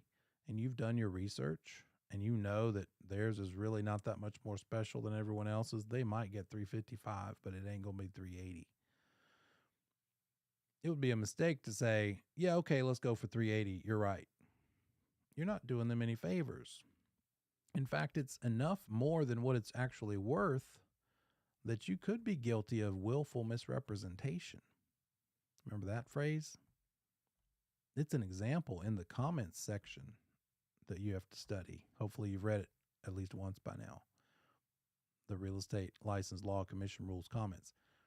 Willful misrepresentation. One of the examples is an agent lists a house for $250 and they know for a fact, based on their research, it's worth $225.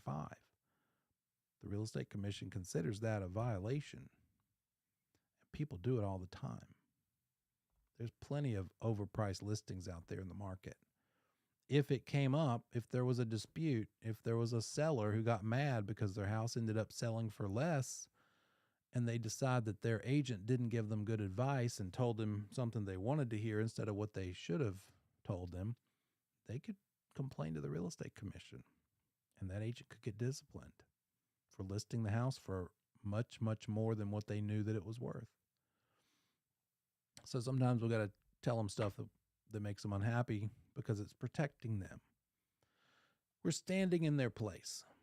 But again, just like that talk we had in the very beginning, as a special agent, not a general or universal agent, we're standing in their place, but that doesn't mean that we can just sign contracts and do things exactly for them. We are basically more of a consultant role when it's the sales side. We say, here's what your options are. What do you want to do? And I'll communicate that to the other side. And then when the other side answers, you communicate it to your client and say, okay, well, here's what they said. Now what do you want to do? Well, what do you think I should do? Okay, well, you could do this and that would result in this, or you could do that and that would result in that. Depends on what you want to accomplish. You're a consultant. You're helping them, but you're not making the choices for them. That's what you would do if you were a universal agent. So look out for the client's interest above all others, including the agents. Protect the client frequently from themselves and tell them what they need to hear, not what they want to hear. This is most of the time, for most people, it's the biggest transaction they're involved with in their lives. It's their biggest asset. I think this stat has changed and will change. The average client buys or sells every 5 to 7 years. Well, the last 5 years has been a progression every year more than the previous of people paying way more than asking price. And so I doubt people are going to be able to sell as quickly as they used to. So I think the average client we'll see in the next couple of years is selling every maybe 8 to 10 to 12 years. But regardless, it's a big deal. This whole real estate sales transaction thing. The average agent, this probably hasn't changed. If anything, it might have gone down. The average agent does this every 6 to 8 times a year, maybe less. So it's a big responsibility. What do we owe them?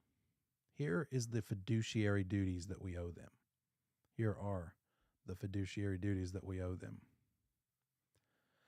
Old car. The acronym is old car. The O is obedience. The L is loyalty. What do you think the D might be in old car? We've talked about this word before.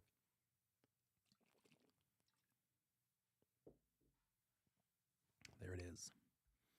We owe them disclosure. Got to disclose. We have a duty to discover and disclose. What about the car word, the C in car? What do you think you owe to somebody that can trust you? That might start with a C. You got it. Confidentiality, and then the A. Any guesses about A?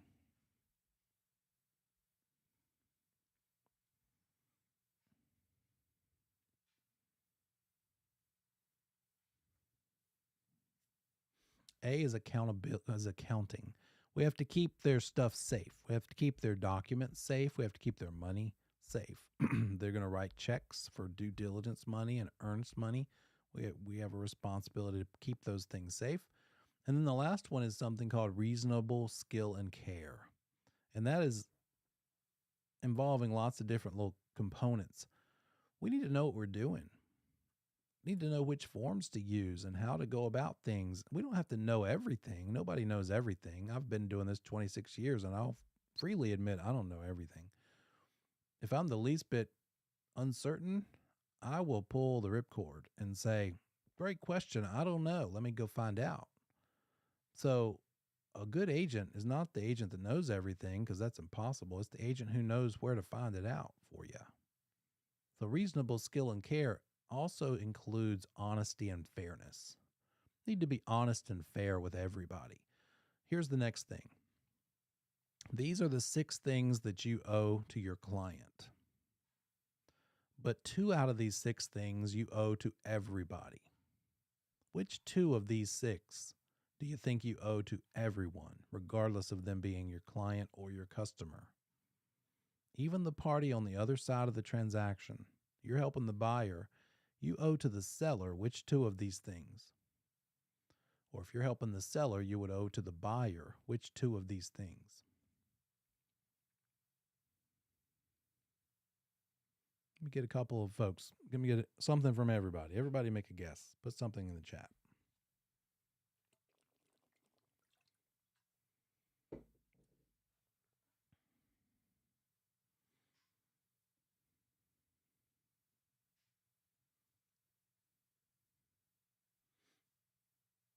You can remember it by thinking the last letters of each word. You owe to everyone. You owe to customers as well as clients disclosure. Great job. You have to disclose to everybody, the whole world, even strangers for that matter. You also owe to everybody reasonable skill and care, honesty, fairness. Because reasonable skill and care, what if you're helping a buyer, you're a buyer agent helping a buyer, and that buyer says, look, I drove by this house and it's got a for sale sign. And so you look it up and you can't find it in the MLS, and come to find out it's a for sale by owner. Anybody driven past a FSBO? A for sale by owner, they don't have an agent. They are their own agent. And so it's your job as the buyer agent to help them buy something, whether it's a listed property or not. So you're going to call that for sale by owner and you're going to say, hey, I'm helping this buyer who might be interested in your house. Would you let us come take a look? And they'll say, well, yeah, but who are you? And you'll say, well, I'm their buyer agent. By the way, would you, if we could work it out and they made an offer that you like, would you be willing to pay me a buyer agency commission? And hopefully they say, yeah, okay, that makes sense. As long as it gets me my bottom line, as long as I get what I need out of this, I don't care what you make. So if you're doing that and you're helping this for sale by owner, you're going to have to be the source of the forms. That for sale by owner needs to have some disclosure forms for the property. How are they going to get them? You. So you're doing more work than you normally would do if you were helping your buyer buy something listed by another firm. In that case, that firm is going to help the seller and do everything and provide everything. But now there is no other agent. You're it. So you need to do more than you normally would. Would you make more money doing it? Probably not. But by helping the seller do a little bit of some stuff, you are helping your buyer accomplish their goal of buying that seller's house. And you owe to that seller, not confidentiality, not obedience, not loyalty, not accounting, but you do owe them disclosure and reasonable skill and care. If you were to find out a week before closing that your buyer's loan was denied, you would be obligated to disclose that to this seller. And you also are obligated to provide reasonable skill and care, fairness, and honesty. So this obedience thing, this is something we owe to our client, not the customer. But there's a nuance to it. We don't just have to do anything they tell us, because sometimes they'll ask us to do things that are illegal, frankly, and they don't even know they're illegal. We need to know what the laws are, like you're learning in this class, so that you can avoid those illegal things that they might not even know they're asking. Some of those that come to mind might be fair housing related things, how we're to interact and deal with and protect fair housing concerns. And some clients might not know that what they're asking you to do violates fair housing laws. Certain words you can use to describe property, like 1 block from the Jewish Community Center. They might think that's a great way to describe the property because that's why they bought it. But you'd have to explain, well, that would be a fair housing violation. We can't use the religion word. We can't use Jewish. We could say community center, because otherwise Jewish, that could be implying that it's only a house for Jewish people to buy. So explaining to them the laws and the rules are part of this thing. We owe the client not just obedience completely, but only the lawful obedience. Got to follow their lawful instructions. What do they want to do in the negotiating? Well, as long as it's lawful.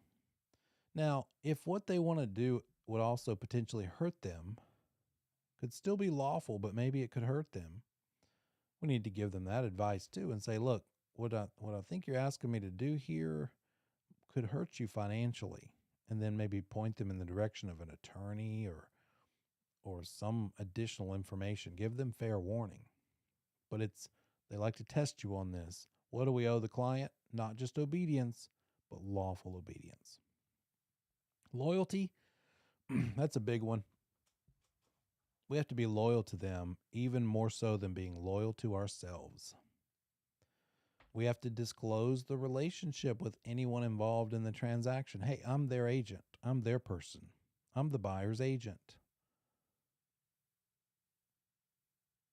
If we're dealing with a seller, we're the listing agent helping a seller, and we list their property for sale. We could still buy their property. We could be the buyer for their property, but only with their full disclosure. In other words, if like maybe we had an LLC, a limited liability company, like owned by our family, ourselves and our spouse, and it's not our name, you'd never know just to read the LLC. It would be a mistake to be a listing agent, bring them an offer in the name of our LLC where they don't know that it's really us who owns the LLC. So we could buy their property, but only with full disclosure that they know they're selling it to us. And by the way, the minute we realize we might want to buy their property, we need to let them know. So we can't just ride it out and give them time to tell us negotiating information and then tell them, oh, I might be your buyer. Too bad you've already told me you'll take $350 instead of the $400 you're asking. We also can't represent an adverse interest to them without their permission. What the heck does that mean? Well, let's think of it this way. We're helping a seller. We're listing the house for them. And we get an offer. And we get multiple offers. And maybe we actually, the multiple offers are all from different agents on representing different buyers. Maybe we know one of the buyers, though. In this day and age, it's easy to somebody to text you, reach out to you, DM you. And so maybe that buyer goes around their agent, DMs you directly and says, hey, I'm that buyer that just brought the offer for your listing. By the way, I'm only buying it to use as an investment property. And so I know that you own a property management company. Tell you what, if you see to it that your seller picks my offer, then when I do buy it and close on it, I'll hire you as my property manager. And you get paid doing that too. That would be an interest adverse to your client. To keep that a secret and tell your client, you really should pick that first offer. I think that one's probably the best one for you, and to not tell them why you're saying that because they're going to pay me later to be their property manager.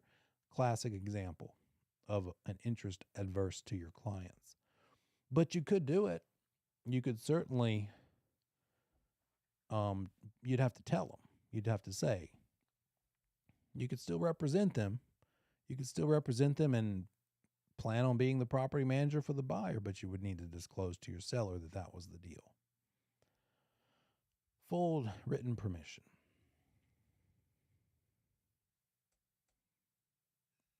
Sorry about that. And then there's that thing about the injury. If a client gives you lawful instruction that was result in themselves becoming injured, you need to disclose it with them, urge them to get legal advice. Consult an attorney. I once had one 2 years ago, COVID. Let's see. We listed it in November of 2020. And it was a house that she lived in, I think, Arizona. And her daughter and daughter's boyfriend lived in this house in Charlotte in a neighborhood that was just hot. People loved it. People were just scooping them up like that. They were selling in literally minutes and hours for over asking price ridiculously. Well, she couldn't get this guy to move out. He hadn't been paying rent in like a year. In fact, he had a motorcycle torn apart in the living room. It was not in good shape. She had rented it to him with the understanding that he would do some fix up to it, but it was all undone. And he wouldn't leave. Miraculously, he would let the house be shown. He would let us have showings, but he would stay there the whole time. And he never left. And then COVID, the whole thing about not evicting tenants kicked in, and he got in through that loophole. So we got a buyer. We listed in November. Buyer came in January, realizing that it might be a while before he could get out of there, before we could get him evicted. My seller tried 3 times to evict him, but the court always ruled in his favor. And it was finally July before he finally just chose to leave. Well, when he chose to leave, and she called me and said, I think he's gone. Could you go by and check? Because she was back home. I went by and he was out. Nobody there. I was thrilled. Like 9-10 months. Finally, might actually get this thing closed. But I called her and she said, well, you know what, Neil? In the last 9 or 10 months, the values have gone up even more. And in the meantime, I've put a new roof on it and I've put a new heating and air system in it, neither of which I suggested that she do. She didn't even ask me first. She just did it.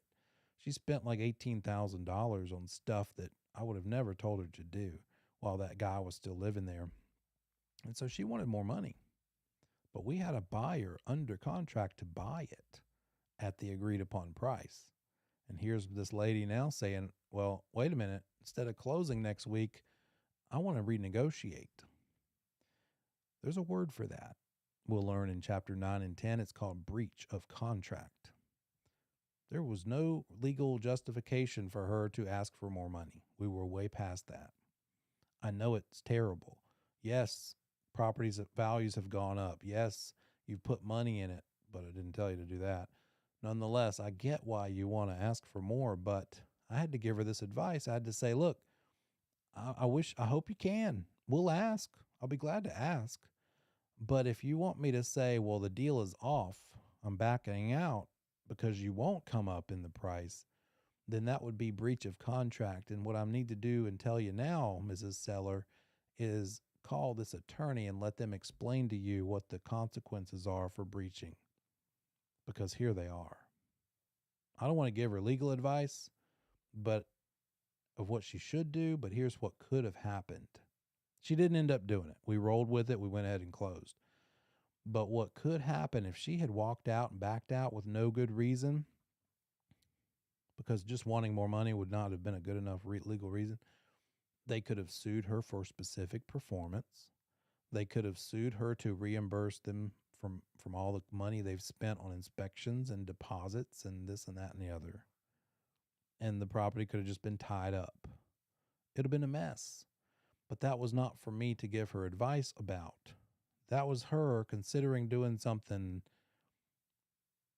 that would be a breach of contract and me saying, look, I think this would hurt you more than help you. Therefore, talk to an attorney so that you can really be explained how much this could hurt you.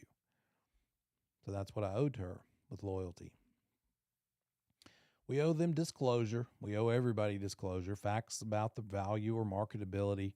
Offers. We owe them all offers. We have to present all offers. Yeah. The contract was still valid after a year. There's no expiration there. We just kept extending the closing date. So we'd get too close to the closing and it'd say, okay, we need to bump it out a little more. We need to bump it out a little more. That buyer was smart enough to realize that as hot as the market was at the time, if they didn't just sit there and act and be patient, then somebody else would have come along and they recognized how desirable the neighborhood was. So they just chose to sit and wait. And so we would just get to the original estimated closing date, and we would bump it out, extend it a little longer. We'll talk about disclosure and the residential disclosure form and all kinds of fun agency stuff when I see you again tomorrow. Put your name in the chat for me, and I'll see you then.